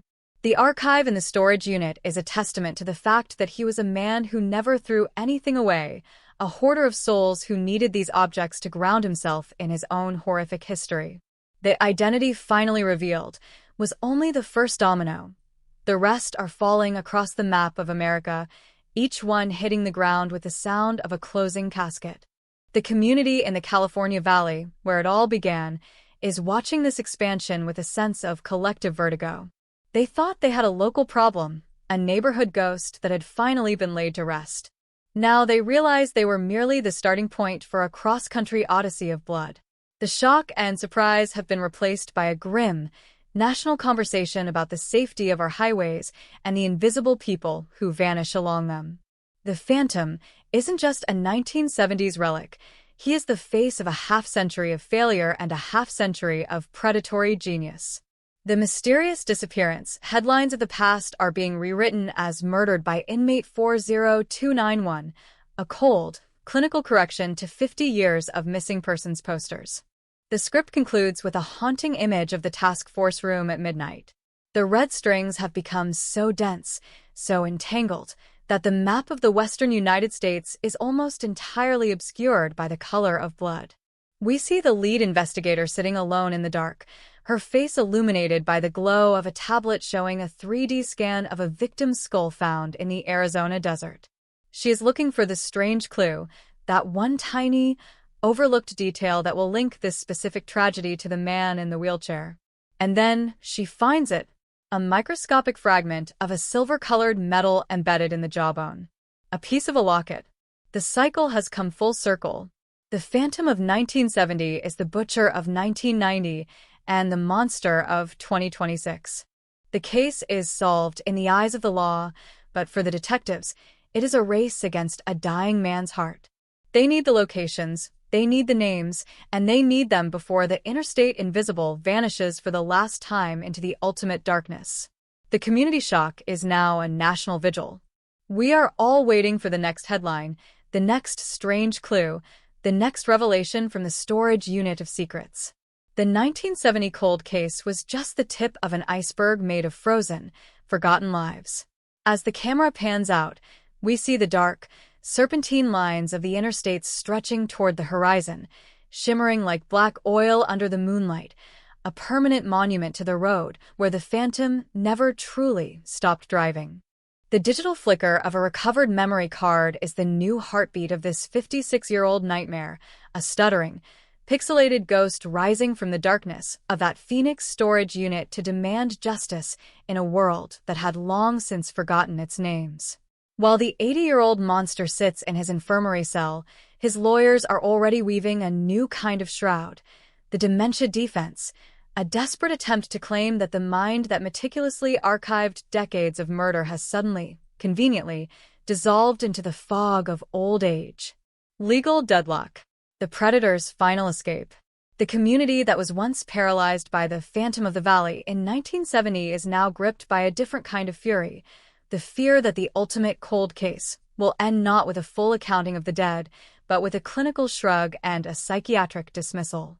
But as the legal battle rages in the bright lights of the courtroom, a team of digital archaeologists is working in the basement of the FBI's cybercrimes unit, breathing life into the strange clue that would prove the killer was fully aware, fully present, and fully predatory well into the 21st century. They're looking at a plastic-wrapped SD card, recovered from a camera hidden inside a hollowed-out workshop manual from 2004. This wasn't the work of a man losing his mind. It was the work of a man who was digitizing his trophies, a serial killer adapting to the Silicon Age with the same chilling efficiency he used to navigate the dark highways of 1970. As the images flicker to life on the high-definition monitors, the mysterious disappearance of a 22-year-old college student from a Nevada rest stop in 2005 is suddenly, violently solved. There she is, frozen in a digital amber of terror, a time-stamped proof that the 1970 Phantom was still hunting, still hurting, and still hiding in the light of the new millennium. This isn't just evidence. It is a digital resurrection, a moment where the shadows are peeled back to reveal that the monster's timeline didn't end with the bell-bottoms of the 70s. It stretched all the way to the age of the smartphone. The sensation in the courtroom is electric, a high-voltage tension that crackles between the defense table and the gallery filled with the families of a missing middle. The killer's attorneys argue that he is a confused old man who doesn't recognize his own face in the mirror, yet the prosecution is ready to drop a forensic hammer. They have his search history from a hidden laptop found in the storage unit, searches conducted as recently as 2024. He wasn't searching for medical advice or retirement hobbies. He was searching for the names of his own victims. He was Googling the unsolved mystery of the girl from the Reno truck stop. He was monitoring the cold case forums, watching the digital world struggle to solve the puzzles he had created. This is the shattering truth of the California Phantom. He wasn't just a killer. He was a consumer of his own legend, a man who fed on the lingering shock of the communities he destroyed, using the internet as a window into the grief he had planted like a virus 50 years ago. The strange clue has evolved from a muddy boot print into a trail of metadata and IP addresses that paint a portrait of a meticulous, calculating observer. Detectives are now mapping his digital footprint against the locations of every Jane Doe found along the I-10 and I-15 corridors over the last 30 years. The Highway of Shadows is no longer a metaphor. It is a data-driven reality. They find that he frequented specific online message boards where people discussed missing persons, sometimes even posting helpful suggestions under an anonymous handle, a final, narcissistic taunt to the families who are searching for answers. This is the sensational cruelty of inmate 40291. He didn't just take their lives.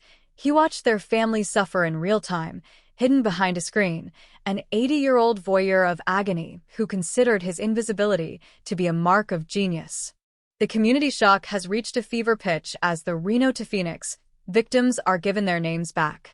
We see the face of a woman who vanished in 1998, a mother of two who was dismissed as a runaway by a department that didn't want to believe a serial killer was operating in their backyard. Now, her children, adults with their own families, stand on the courthouse steps, clutching old photographs that match the trophy images found in the storage unit. The lingering impact of the 1970 case has become a national reckoning with how we investigate the missing. The Phantom has forced us to look into the abyss of our own investigative failures, to realize that the reason he was never caught wasn't just his brilliance, but our own willingness to let certain people disappear into the margins of society. He targeted the vulnerable, the travelers, the ones whose mysterious disappearance wouldn't trigger a multi-agency task force until now. In the infirmary, the killer maintains his act of the fog, staring blankly at the wall while a court-appointed psychologist attempts to evaluate his competency. It is a high-stakes game of psychological chess. The psychologist, a veteran of the most depraved criminal minds, notes the way the killer's pupils dilate when the 1970 silver locket is mentioned. There is a strange clue in his physiology, a micro-expression of pride that escapes the mask of dementia whenever his work is discussed. He isn't a man losing his memory. He is a man hoarding it, protecting it like the treasure it is to him. The deadlock in the courtroom is a battle for the soul of justice. If he is declared incompetent, he will spend his final days in a comfortable state hospital, his secrets buried with him. If he is declared fit, he will face the full, crushing weight of a dozen new murder charges, a prospect that seems to both terrify and thrill the narcissistic core of his being. The emotional climax of Part 7 focuses on the digital archaeology team's discovery of a hidden file labeled The Last One. It is a video file, dated only 3 years before his arrest. It doesn't show a crime. It shows the killer, at 77 years old, standing on a bridge in the dead of night, looking into the camera with a chilling, clear-eyed intensity. He isn't confused. He isn't senile. He speaks directly to the lens, a message to the future. You'll find me when I want you to find me. This is the vivid, horrifying proof that his capture wasn't just a victory for DNA, it was a part of his final act. He wanted the world to see what he had done before the clock ran out. He wanted the headlines, the sensational reports, the community shock. He wanted to be the man who beat the system for 50 years and then showed his hand just to prove he could. He is a monster who considers his own capture to be his final trophy. As the script pans over the victim's wall in the task force office, we see the empty spaces being filled one by one. The unsolved mystery of the 1970s has become the key to unlocking the 80s, the 90s, and the 2000s. But with every name recovered, the haunting memory of what was lost grows heavier. We see a montage of the recovered digital photos: a girl laughing at a gas station, a woman posing by a canyon sign, a teenager waving from a car window. These were the last moments of life before they stepped into the shadow of the man with the white hair. The strange clue of the silver locket from Part 1 is now mirrored by the digital tags of the 2020s, a horrific symmetry that proves the nature of evil doesn't change, even if its tools do. The Phantom didn't evolve, he just upgraded his equipment. The part concludes with the judge's voice echoing through a silent, crowded courtroom, preparing to deliver the ruling on the killer's competency. The families lean forward, their faces etched with a half-century of grief and a decade of new, sharp pain. The killer sits in his wheelchair, his head bowed, the perfect picture of an innocent, frail elder. But beneath the table, his hands are steady. There is no tremor. There is only the cold, still patience of a predator who has lived in the silence for 56 years and is now enjoying the noise he has made. Cold case solved? Identity revealed?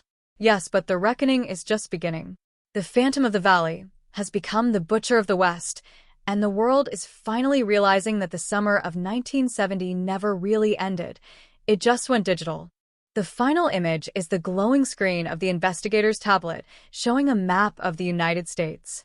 A single red in a California valley has now exploded into a constellation of hundreds of points, a glowing, crimson map of a life spent in the service of death. The interstate invisible is finally visible, a jagged scar across the heart of the country. And as the camera zooms in on one of those dots, a remote stretch of highway in Arizona, we see the light of a single, modern-day police cruiser, its blue and red lights flashing against the desert sand as a new excavation begins. This strange clue of the digital age has led them to one more secret, one more grave, one more reason why the name of inmate 40291 will be whispered in the halls of forensic history as the man who hid in the light until the light finally burned him. The haunting memories of the community are no longer just about the girls in bell bottoms. They are about everyone who ever went missing on a dark road. They are about the realization that the monster was always there, watching, waiting, and laughing. The identity finally revealed was only the beginning of a much larger, much darker revelation, that we are never as safe as we think we are, and that the person waving from the porch next door might just be waiting for the next memory card to fill. The Phantom is in a cell, but the Highway of Shadows remains, a permanent reminder of the 50-year gap between a crime and its consequence. The case is solved, but the silence of the dead continues to roar. The heavy oak doors of the Superior Court didn't just open. They groaned under the weight of 5 decades of unspoken grief, swinging wide to admit a public that had been waiting since the first sunset of the summer of 1970 for this moment. This was the trial of the century, a legal and moral showdown that felt more like an exorcism than a criminal proceeding. Inside the courtroom, the air was refrigerated and sterile, a sharp contrast to the humid, expectant heat of the California valley outside. The gallery was a sea of gray hair and trembling hands, the survivors, the siblings, and the aging friends of those who had vanished into the Phantom's shadow. They sat in a silence, so profound you could hear the rhythmic ticking of the wall clock, a sound that felt like a countdown to a final reckoning. And then, the side door opened, and the man who had haunted their dreams for 56 years was wheeled in. The dementia delusion versus the digital demon. The killer sat slumped in his wheelchair, a tattered blanket over his knees, his chin resting on his chest, playing the role of the confused old man, with a commitment that would have won an Oscar if the stakes weren't so bloody. The defense began their opening volley with a calculated appeal to pity. They spoke of cognitive decline, neurological erosion, and a mind that was now a shattered mirror, unable to reflect the reality of the present or the horrors of the past. They pointed to the 80-year-old man's blank stare, claiming he was a prisoner of his own biology, unfit to face the charges of a life he no longer remembered. But the prosecution, led by a woman with eyes as cold as the evidence she held, wasn't buying the performance. She stood before the jury, not with dusty files from 1970, but with a sleek, silver tablet that held the key to the digital resurrection. She didn't start with the blood. She started with the data. The mind of inmate 40291 is not a shattered mirror, she declared, her voice echoing through the wrapped chamber. It is a highly organized hard drive, a vault of malice that remained active, calculating, and predatory until the very second the handcuffs clicked shut on his wrists. The first shock and surprise of the trial came when the prosecution played the audio from a hidden microphone planted in the killer's infirmary cell just 48 hours prior. In the recording, the confused, old man wasn't mumbling nonsense. He was humming a low, melodic tune that several people in the gallery recognized with a gasp of horror. It was a popular song from 1970, the very song that was playing on the radio the night the first victim disappeared. As the melody filled the courtroom, the killer's blank eyes twitched. A micro-expression of a smile, sharp, predatory, and unmistakably sane, flitted across his lips before he caught himself and slumped back into his act. The community shock was visceral. He wasn't losing his mind. He was mocking them. He was using the infirmary as a stage, and the dementia defense was just his latest and perhaps most insulting camouflage.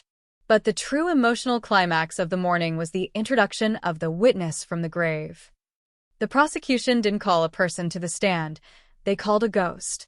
They played the last one video, the 2023 recording found on the hidden SD card. The courtroom lights dimmed, and the massive monitors flickered to life. There was the killer, 77 years old at the time of the recording, standing on a windswept bridge over a dark Arizona canyon. His voice was as clear as a bell, his eyes burning with a terrifying lucidity. "I remember the way the silver locket felt against her skin," he whispered to the camera, his words a direct link to the strange clue that had started it all.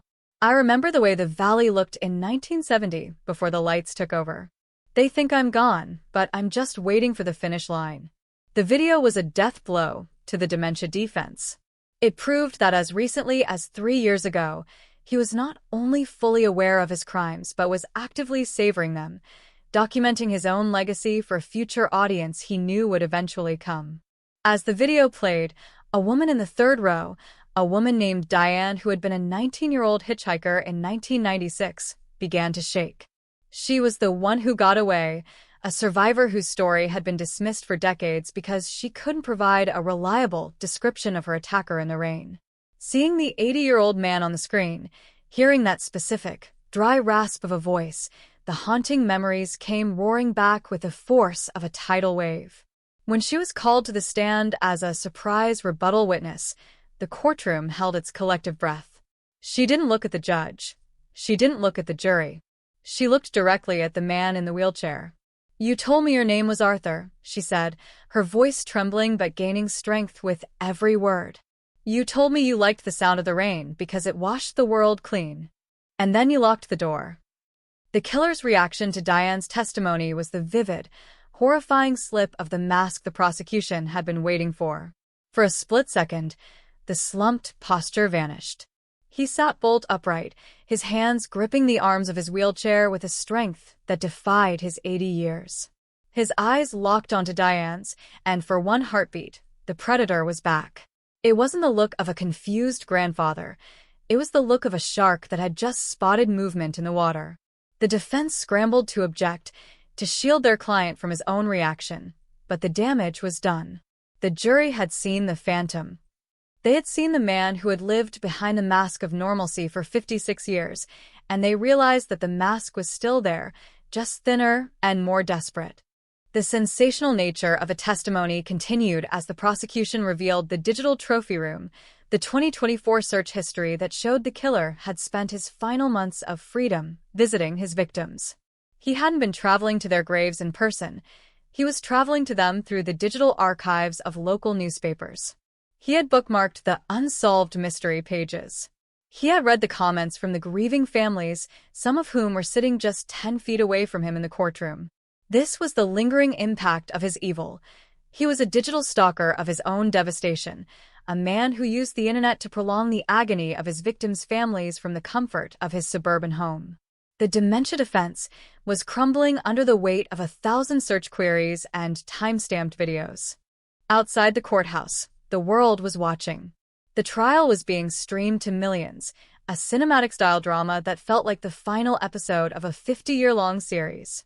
People in the valley stayed glued to their screens, the community shock of 1970 finally finding its outlet in the transparency of the 2026 courtroom. The strange clue of the silver locket had led to a silver tablet, and the silver tablet had led to a mountain of evidence that no lawyer could explain away. The identity finally revealed was no longer just a name. It was a comprehensive map of a human soul that had chosen darkness at every turn, across every decade, and in every technological era. As the sun began to set on the first day of the trial, the judge called for a recess. The killer was wheeled out, once again slumping his shoulders, once again playing the frail part, but the illusion was gone. The gallery watched him leave with a mixture of loathing and a strange, cold satisfaction. They knew now that the Phantom was a man of high intelligence and even higher cruelty, a man who had tried to use the very frailty of old age as his final weapon against the truth. But the witness from the grave, the digital ghost of his younger, more arrogant self, had spoken louder than his lawyers ever could. The cold case solved was now a trial being won, pixel by pixel, memory by memory. The script for Part 8 ends with a haunting visual of the empty courtroom at twilight. The monitors are dark, but the air still vibrates with the echoes of Diane's testimony and the killer's recorded voice. We see a close-up of the evidence table. The 1970 silver locket sits next to the 2004 memory card and the 2023 SD card, a timeline of terror laid out in metal and silicon. It is a reminder that while the tools of the trade change, the heart of the predator remains the same. The unsolved mystery has been laid bare, and the final strange clue is the realization that justice doesn't just need DNA, it needs the courage of those who refuse to forget. The haunting memory of 1970 is no longer a shadow. It is a spotlight, burning bright and hot on the face of inmate 40291. As the camera pans out from the courthouse, we see the California Valley twinkling with a million lights, the same valley where, 56 years ago, a girl's disappearance launched 1,000 nightmares. The nightmare is finally ending, not with a whimper of dementia, but with the roar of a digital truth that will never be silenced again. The trial of the century moves into its second day, and the world waits to see if the man who lived in the shadows for a lifetime will finally be forced to step into the blinding light of a permanent judgment. The Phantom is unmasked, the evidence is undeniable, and the missing middle is finally being filled with the names of the restored. The courtroom was no longer a place of law.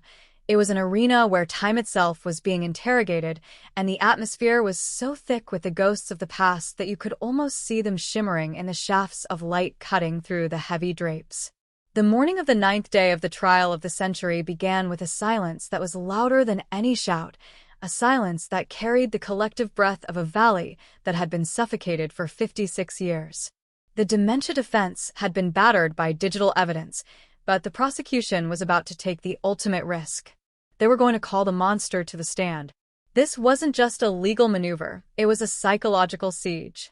When the judge's voice finally broke the stillness, granting the request for cross-examination, the sound of the killer's wheelchair squeaking toward the witness stand felt like the grinding of the tectonic plates of justice. Arthur, the Phantom of 1970, the Butcher of the West, was about to speak. The 80-year-old man didn't look like a serial killer as he was positioned behind the microphone. He looked like a discarded fragment of a forgotten era, his white hair translucent, his hands trembling with what his lawyers called the frailty of age. But as the lead prosecutor, Sarah Vance, the daughter of the very detective who first held the strange clue of the silver locket in 1970, approached the stand, the community shock felt by millions watching the live stream intensified. She didn't start with a question. She started with a photograph. She placed the high-resolution image of the first victim from 1970 directly in front of him. For a long, agonizing minute, the only sound was the rhythmic clicking of the court reporter's keys. Sarah leaned in, her voice a low, vibrating hum of controlled power. "Tell us about the locket, Arthur. Not the one in the evidence bag. Tell us about the moment you clicked it shut around her neck." For the first 30 minutes, the killer maintained his fog. He mumbled about the weather, about the nice nurses in the infirmary, about how the lights in the courtroom were too bright for an old man's eyes. It was a masterclass in geriatric evasion. But Sarah Vance was a surgeon of the soul. She began to weave a web of metadata and memory, using the digital trophies recovered from the storage unit to corner him. She didn't ask if he was there. She told him he was. She cited the GPS coordinates from his old work logs, the IP addresses from his late-night Google searches, and the specific, time-stamped metadata from the Last One video. She was stripping away his confused skin, layer by layer, until the predator beneath began to itch. The mysterious disappearance cases were no longer mysteries. They were a list of his personal achievements, and Sarah was reading them back to him like a failed resume. The breaking point, the moment that will be studied in forensic psychology for decades, came when Sarah mentioned the 1992 Reno disappearance. She didn't talk about the murder. She talked about the killer's sloppiness. She called his 1990s work clumsy compared to the artistry of the 1970 Valley killings. The effect was instantaneous and chilling. The slumped posture of the 80-year-old man vanished. He sat bolt upright, his spine snapping straight with a vigor that horrified the gallery. His hands stopped trembling. He gripped the edge of the witness stand with a strength that turned his knuckles into white stones. The fog in his eyes didn't just clear, it burned away to reveal a cold, blue fire of narcissistic rage. He leaned into the microphone, and when he spoke, the voice that emerged wasn't the rasp of a dying man. It was the dry, sharp crackle of a man who had never forgotten a single second of his own depravity. Sloppy, he spat, the word hitting the courtroom like a gunshot. You think the Reno job was sloppy because you found the shoe? I left that shoe for you. I was bored, Sarah. I've been bored for 50 years because none of you were ever smart enough to keep up. The community shock was no longer a headline. It was a physical sensation of nausea that swept through the room. The mask hadn't just slipped. It had been incinerated by his own hubris. For the next 2 hours, the cross-examination became a confession of arrogance. The killer didn't plead for mercy. He lectured the court on his genius. He described the 1970s as a time of perfect silence, bragging about how he used the lack of DNA technology as his playground. He spoke of the silver locket as his signature, a way to mark the world before it became too loud with digital noise. Sarah Vance kept him talking, her eyes never leaving his, drawing out the details of the missing middle years. He began to narrate the Highway of Shadows with a chilling, cinematic-style precision. He spoke of the 1980s hitchhikers, the 1990s travelers, and the thrill of the hunt that sustained him through a mundane life of fixing engines and mowing lawns. He confirmed the strange clue from Part 6, the microscopic fragment of a locket in the Arizona desert, and laughed. You found that one, did you? That was the best one. She thought she was going to be a star in Hollywood. I made her a star in the dirt instead. The families in the gallery were weeping, some clutching each other, others staring in a state of catatonic horror at the man who was describing the end of their daughters' lives with the casual tone of a man discussing the weather. The sensation of the cross-examination reached its peak when Sarah asked him about the Last One video. Why did you record it, Arthur? Why now? The killer leaned back, a smug, yellowed grin stretching across his face, a face that finally looked exactly like the monster the Valley had imagined in 1970. Because the game was over, he whispered, his voice carrying to the very back of the overflow room. Because I wanted to see if the world had finally grown enough of a brain to appreciate what I did. I wanted to see my name in the lights before the lights went out for good. I'm 80 years old, Sarah. What are you going to do? Give me a life sentence? I've already had a life. I had 56 years of your sunshine, your barbecues, and your safety, while I carried their souls in my pocket. I already won. The lingering impact of those words was a suffocating weight. The cold case solved headlines felt like a hollow victory in the face of such unrepentant evil. He had spent his final hour of freedom not in fear, but in a state of supreme, dark satisfaction. He had outlived the parents of his victims. He had outwatched the detectives who hunted him. And now, He was using the very majesty of the law as a megaphone for his own legend. The identity finally revealed wasn't just a name. It was a testament to the fact that sometimes the monster gets to grow old, and the only justice left is the cold, hard truth of a recorded confession. As he was wheeled off the stand, he didn't slump back down. He kept his head high, his eyes scanning the gallery, looking for the families, savoring one last moment of their agony. The afternoon session was a blur of technical rebuttals and legal posturing, but the damage and the revelation was complete. The dementia defense was officially dead, buried under the weight of the killer's own pride. The strange clue of the 1970 locket had traveled 56 years to become the key that unlocked a century of blood. The community shock has now settled into a grim national vigil. The trial is moving toward the closing arguments, and the verdict seems like a formality, but the unsolved mystery of how a human being could exist in such darkness for so long remains. We see the faces of the jurors, their eyes wide, their spirits visibly shaken by the proximity to pure, unfiltered malice. They have looked into the abyss, and the abyss didn't just look back. It laughed at them. The script for Part 9 concludes with the image of Sarah Vance sitting at the prosecution table after the court has been adjourned. She is holding the original 1970 silver locket, the metal cool and indifferent in her hand. Her father didn't live to see this day, but she has finished the walk he started on that sun-drenched sidewalk half a century ago. The haunting memory of 1970 is no longer a ghost. It is a transcript, a permanent record of a man who thought he was a god of the shadows.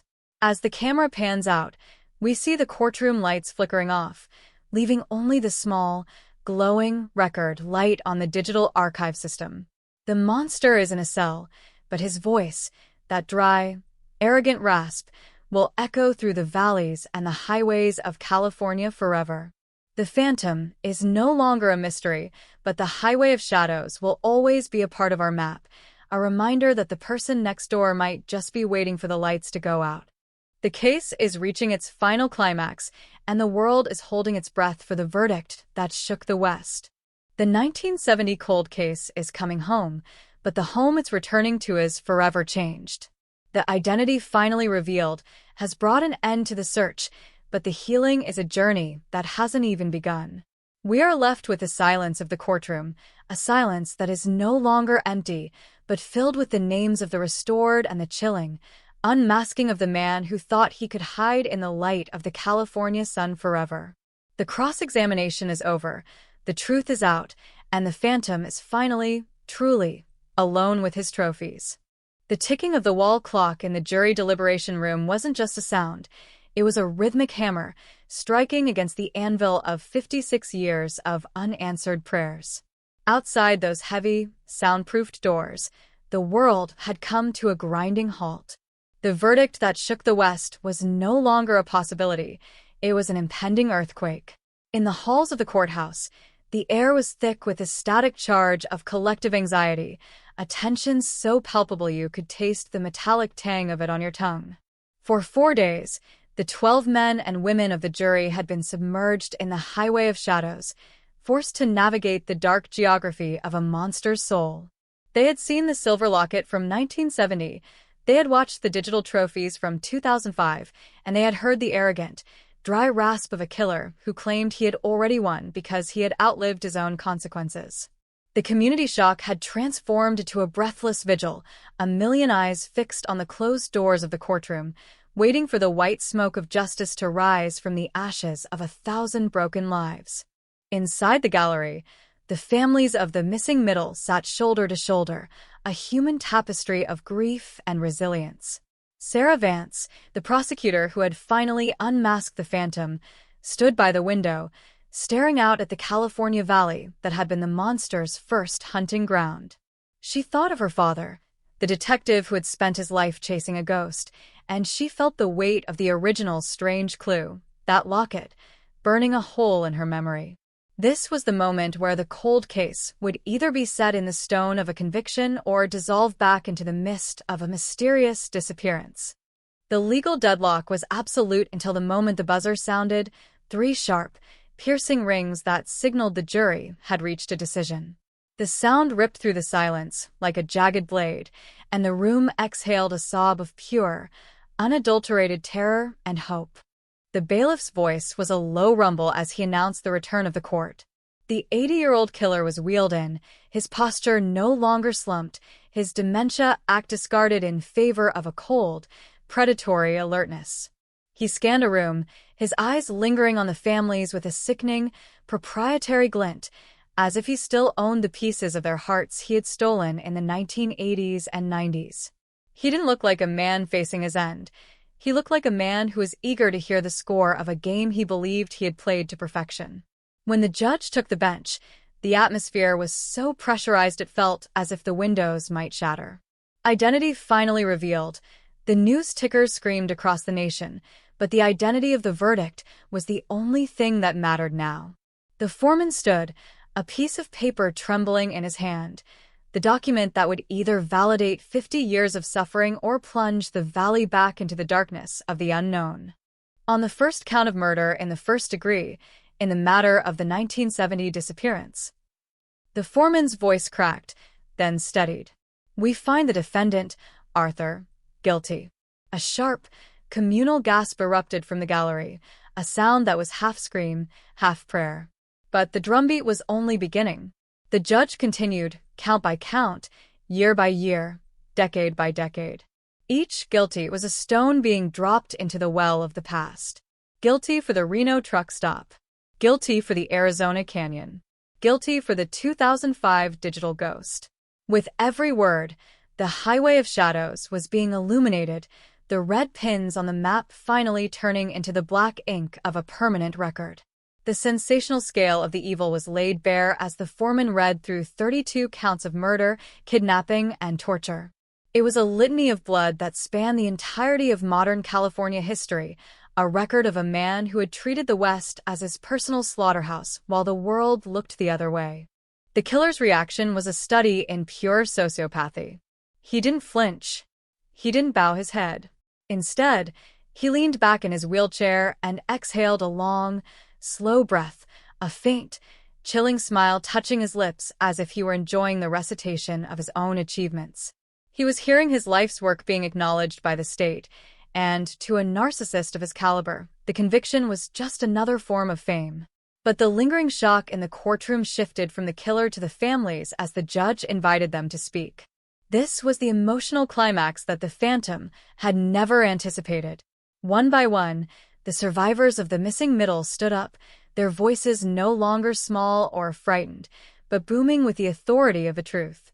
A woman named Elena, whose sister had vanished in 1984, stood directly in front of the killer. She didn't look at the judge. She looked into those cold, blue, cataract-veiled eyes. "You thought you were invisible, Arthur," she said, her voice a steady, rhythmic pulse of defiance. "You thought you were a ghost who could haunt our lives and then vanish into the grave. But look around you. We are the ones who are still standing. We are the ones who remembered. You took my sister's life, but you couldn't take her name. And today, the world knows exactly what you are, a small, pathetic man who hid in the dark because he was too weak to live in the light." The community shock was replaced by a surge of collective strength. The Phantom wasn't a legend. He was a prisoner, an old man who would spend his final days in a 6-by-9-foot box, stripped of his trophies and his anonymity. The sentencing was a formal finality.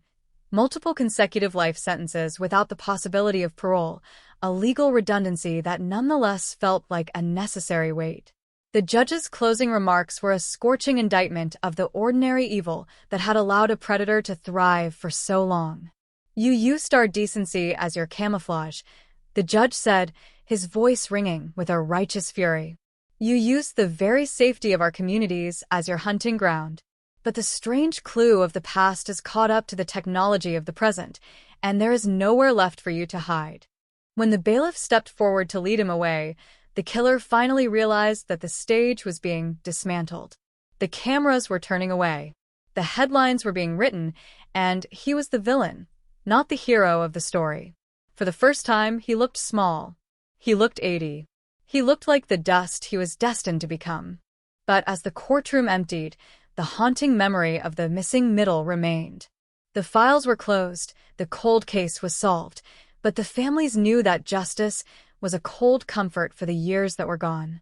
They gathered on the courthouse steps, a sea of cameras and microphones surrounding them, and they gave the world one final image of the 1970 California nightmare.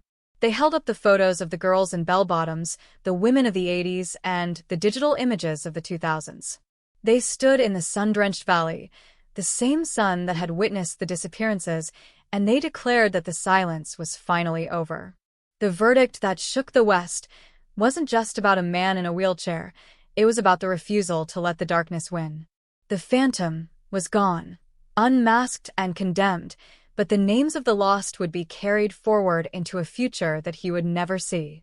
The script for Part 10 concludes with the image of the evidence room, where the original 1970 silver locket is being placed back into its velvet-lined box, not as an unsolved mystery, but as a trophy of the law. The light in the room flickers and dies, leaving the locket in the darkness one last time. But this time, the darkness is different. It's the darkness of a completed story, of a secret that has been told, and of a ghost that has finally been laid to rest. As the camera pans out over the dark, serpentine interstates of the West, we see the thousands of headlights moving through the night, people traveling, living, and breathing in a world that is just a little bit safer because the interstate invisible has been stopped. The community shock has become a somber, lasting peace. The case is closed, the monster is identity revealed, and the summer of 1970 has finally, mercifully, come to an end. The dust from the media circus has finally settled, and the heavy, black and white headlines have been archived into the digital ether, but in the sun-drenched valleys of California, the silence that remains is of a different quality altogether. It is no longer the suffocating, terrified silence of the 1970s, nor the frantic, searching silence of the decades that followed. It is a somber, heavy peace, the kind that only comes after an exorcism. The epilogue of the valley has begun, and as the 1970 cold case is officially moved from the active to the closed ledger, we are left to witness the long-term healing of a community that was once defined by its scars. The phantom is no longer a ghost. He is a permanent resident of a 6-by-9-foot concrete tomb, stripped of his name, his trophies, and the narcissistic audience he craved for over half a century. Justice has claimed its due, but the shadow of the missing middle remains a permanent fixture of the American landscape. Inside the high-security medical wing of the state penitentiary, inmate 40291, the man once known as Arthur, the Butcher of the West, lives a life of absolute, crushing anonymity. This is perhaps the ultimate punishment for a man who believed himself to be a cinematic masterpiece of malevolence. There are no more strange clues to leave behind, no more mysterious disappearances to monitor on a hidden laptop, and no more silver lockets to click shut in the dark. He is surrounded by the very thing he inflicted upon his victims, a total loss of agency and a terrifying, endless silence. The guards report that he spends his hours staring at the blank white walls of his cell, perhaps still replaying the tapes of his crimes in the theater of his mind, but there is no one left to applaud. The world has moved on. The identity finally revealed was the final act of his play, and the curtain has fallen on an empty house. He is an 80-year-old man waiting for a biological clock to strike midnight, realizing too late that his genius was nothing more than a temporary theft from a world that was always going to catch up. But while the monster withers in the dark, the California Valley is undergoing a forensic renaissance. The legacy of the 1970 case has birthed the Sarah Vance Law, a revolutionary piece of legislation that mandates the retroactive genetic testing of every Jane Doe and John Doe found on American soil since 1960. The missing middle, those decades of blood and silence, is finally being filled with names, faces, and stories. The community shock that once paralyzed this region has been channeled into a nationwide movement for genetic justice. We are seeing a tidal wave of closures as the interstate invisible files are cross-referenced with the killer's old travelogues. Every day, a new family receives a phone call they stopped expecting 20 years ago. The Phantom's trophy room in that Phoenix storage unit has become a roadmap for 1,000 reunions, most of them somber, but all of them necessary. The mystery is being dismantled piece by piece as the strange clue of 1970 becomes the standard for 21st century investigation. The healing of the families is a slow, quiet process, devoid of the sensational drama of the courtroom. In the valley where it all began, a memorial has been erected, not a cold, stone monument, but a garden of silver-leafed trees that shimmer in the breeze, reminiscent of the locket that started the search. On each tree is a small, discreet plaque with a name. Sarah, the nurse. Elena's sister. The girl from the Reno truck stop. The Arizona traveler. They are no longer victims of the Phantom. They are individuals who have been returned to their families and their history. The lingering impact of their loss is still there, but it has been transformed from a jagged, open wound into a polished stone of remembrance. The families meet there every July, not to mourn the deaths, but to celebrate the fact that the secret is out. They speak of the haunting memory as a thing of the past, a ghost that was finally chased into the light and vanished. In the offices of the Cold Case Task Force, Sarah Vance sits at her father's old desk, looking out at the same horizon he did. She is the guardian of the legacy, the woman who turned a mysterious disappearance into a conviction that shook the world. She keeps a photo of her father on the desk, his young, 1970s face looking determined and tired. She has finished the work he was never allowed to complete, and in doing so, she has rewritten the future of forensic science. The strange clue of the silver locket is now housed in the Smithsonian, a permanent exhibit on the evolution of justice. It serves as a reminder that no matter how long the night lasts, the light is always coming. The Phantom tried to steal the sun from California, but he only succeeded in making the eventual dawn more brilliant. As we reach the final moments of this 56-year saga, we must confront the reality of the new normal. The valley is still beautiful, the palm trees still sway, and the highways still stretch toward the horizon like black ribbons of possibility.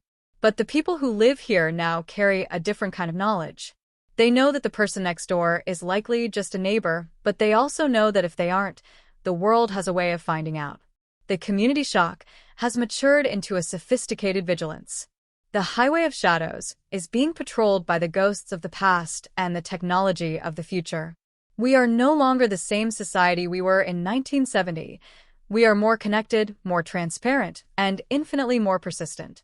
The Phantom was the last of his kind to enjoy the luxury of a long-term secret. In the age of the genetic siren, there is no such thing as a cold case anymore. There are only cases waiting for the right moment to thaw.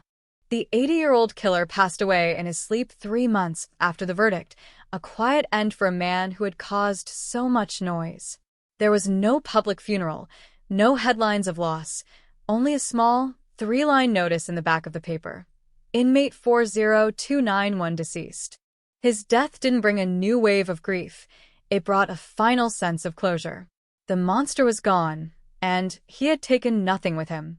All the secrets he had tried to hoard were already in the hands of the law.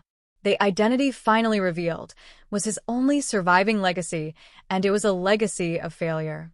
He died knowing that he was caught, knowing that he was hated, and knowing that he was, ultimately, unimportant. The world he tried to terrify had outlived him and outsmarted him. The script concludes with a final, cinematic-style sweep of the California landscape at sunset. The golden hour hits the valley, turning the hills into velvet and the ocean into hammered brass. We see the Locket Garden, glowing in the late afternoon light, the silver leaves dancing in the wind. We see the interstates, once the highway of shadows, now filled with the steady, pulsing lights of people going home to their families, safe in the knowledge that the Phantom is no longer waiting in the dark. The haunting memory of 1970 has faded into a peaceful twilight. The case is closed. The victims are named. The missing middle is being healed. And as the camera pans up to the vast, star-filled sky, we hear the final, echoing click of a silver locket, not as a trap, but as a seal on a history that will never be repeated. The 1970 California cold case is more than a story of murder and detection. It is a testament to the endurance of the human spirit and the relentless march of truth. It reminds us that every strange clue is a promise, every mysterious disappearance is a challenge, and every cold case is a heartbeat waiting to be heard again. The phantom is gone, but the light of the valley remains, stronger and clearer than it has ever been. We move forward now, leaving the shadows behind, carrying the lessons of the past into a future where no one is ever truly lost and no monster is ever truly invisible. The summer of 1970 has finally come to an end, and for the first time in 56 years, the valley can sleep without one eye open. The mystery is solved, the butcher is judged, and the ghosts have finally gone home. The heavy, pressurized air of the courtroom has long since dissipated, replaced by the sterile, quiet hum of history, yet the final chapter of the California 1970 cold case is only now being etched into the permanent record of human tragedy.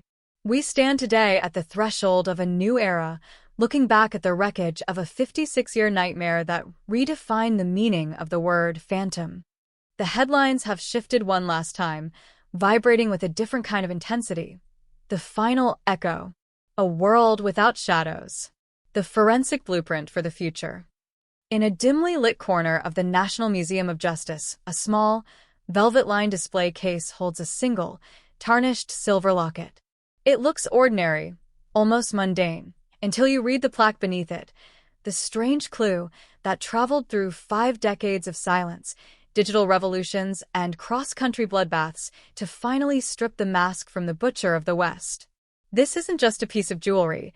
It is a tombstone for a monster and a lighthouse for the lost. As the sun sets over the valley in the early months of 2026, we are forced to confront the last name on the list.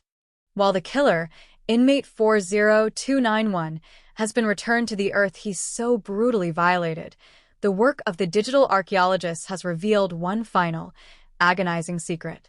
Buried deep within a partitioned, encrypted sector of a hard drive recovered from his Phoenix lair, a sector that took the world's most advanced AI 3 years to crack, was a file simply titled, "The One I Left Behind."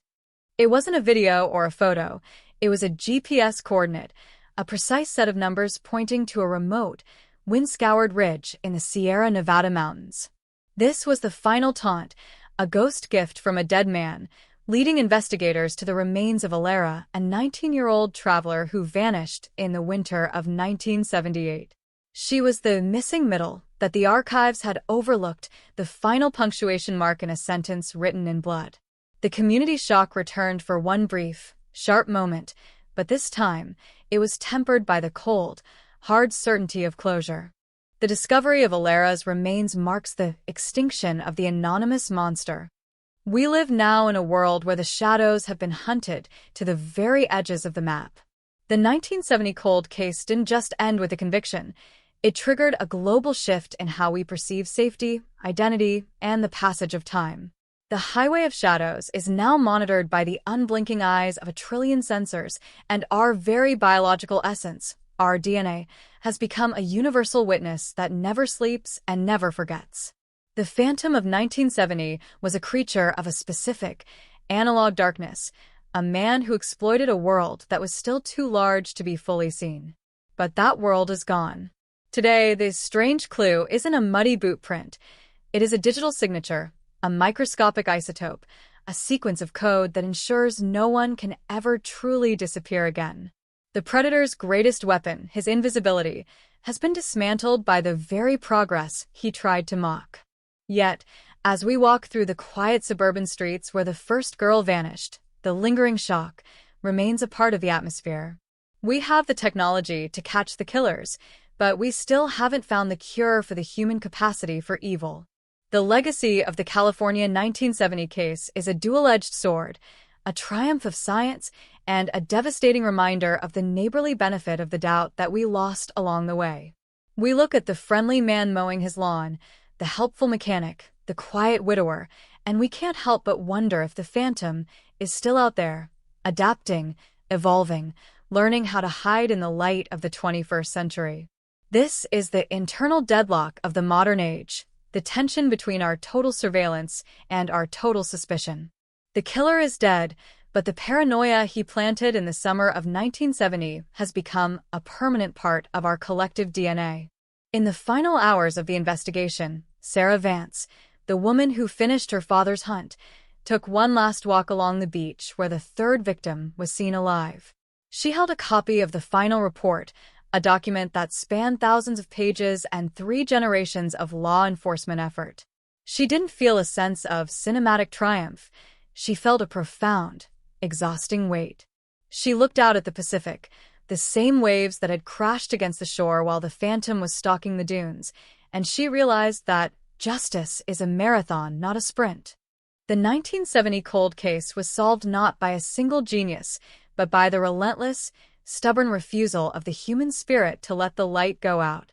Every detective who kept a file, every family member who kept a candle burning, and every scientist who pushed the boundaries of the possible was a part of the strange clue that eventually snared the monster. The sensation of the 1970 case has now moved into the realm of forensic folklore. It is taught in schools, analyzed in documentaries, and whispered about in true crime forums as the ultimate example of why we can never stop looking. But for the people of the Valley, it is more personal. It is the story of how their home was stolen and how they had to fight for 56 years to win it back. The Phantom is no longer a name that brings terror. It is a name that brings a reminder of resilience. The community has moved from a state of mysterious disappearance to a state of absolute truth. They know the who, the what, the when, and the where. The only thing that remains out of reach is the why, and as the case is moved to the archives, the world is beginning to accept that the why doesn't matter as much as the who being gone. As the camera pans across the museum exhibit, we see a group of teenagers standing before the silver locket. They weren't born when the killer died. They don't remember the fear of the 70s or the gridlock of the 90s. To them, it is a historical artifact, a relic of a primitive time before the world became transparent. But their teacher, a man who was a child in the valley in 1970, looks at the locket with tears in his eyes. He remembers. He remembers the way his mother would lock the back door 3 times. He remembers the way the playground went silent when a strange car drove by. He is the living memory of the case, the bridge between the analog horror and the digital resolution. He tells them that the locket isn't about the killer, it's about the girl who wore it. It's about the fact that she mattered enough for the world to keep looking for her for half a century. The script for Part 12, The Final Echo, concludes with a haunting, cinematic-style fade to black. But before the screen goes dark, we see a single, high-definition image of the California Valley from space. The lights of the cities and the towns glow like a network of synapses, a glowing map of a society that has decided to leave no one behind. The highway of shadows is now a highway of light. The cold case solved headline flickers one last time on a digital billboard in the heart of the valley, and then it is replaced by something else, a simple list of the names of the restored. Sarah, Alera, the unnamed mother from Reno, the student from Arizona. Their names are the final word. Their lives are the ultimate victory. The Phantom is a handful of dust in a potter's field. The silver locket is a silent witness in a museum. The families are at peace. But as the wind blows through the eucalyptus trees, carrying the scent of the ocean and the hum of the freeway, we are left with a final, chilling thought. The technology can find the monster, and the law can cage him, but the heart of the human being is still the only place where the strange clue of morality truly lives. We are the guardians of the light. We are the ones who must ensure that the summer of 1970 never happens again. The identity finally revealed was the end of a mystery, but the preservation of our humanity is a story that never ends. The Phantom is gone. The case is closed. The valley is at rest. The final image is a close-up of the silver locket. It catches a stray beam of light from the museum's overhead lamp, and for a split second, it sparkles with a brilliant, blinding intensity, a final, defiant flash of life from a summer that refused to be forgotten. The haunting memory of 1970 has become a permanent star in our moral firmament, a guiding light that reminds us that no matter how deep the darkness, the truth is always, eventually, waiting to be found. The phantom of the valley has been erased, but the girls of the summer will live forever in the light of the justice they finally, undeniably, received.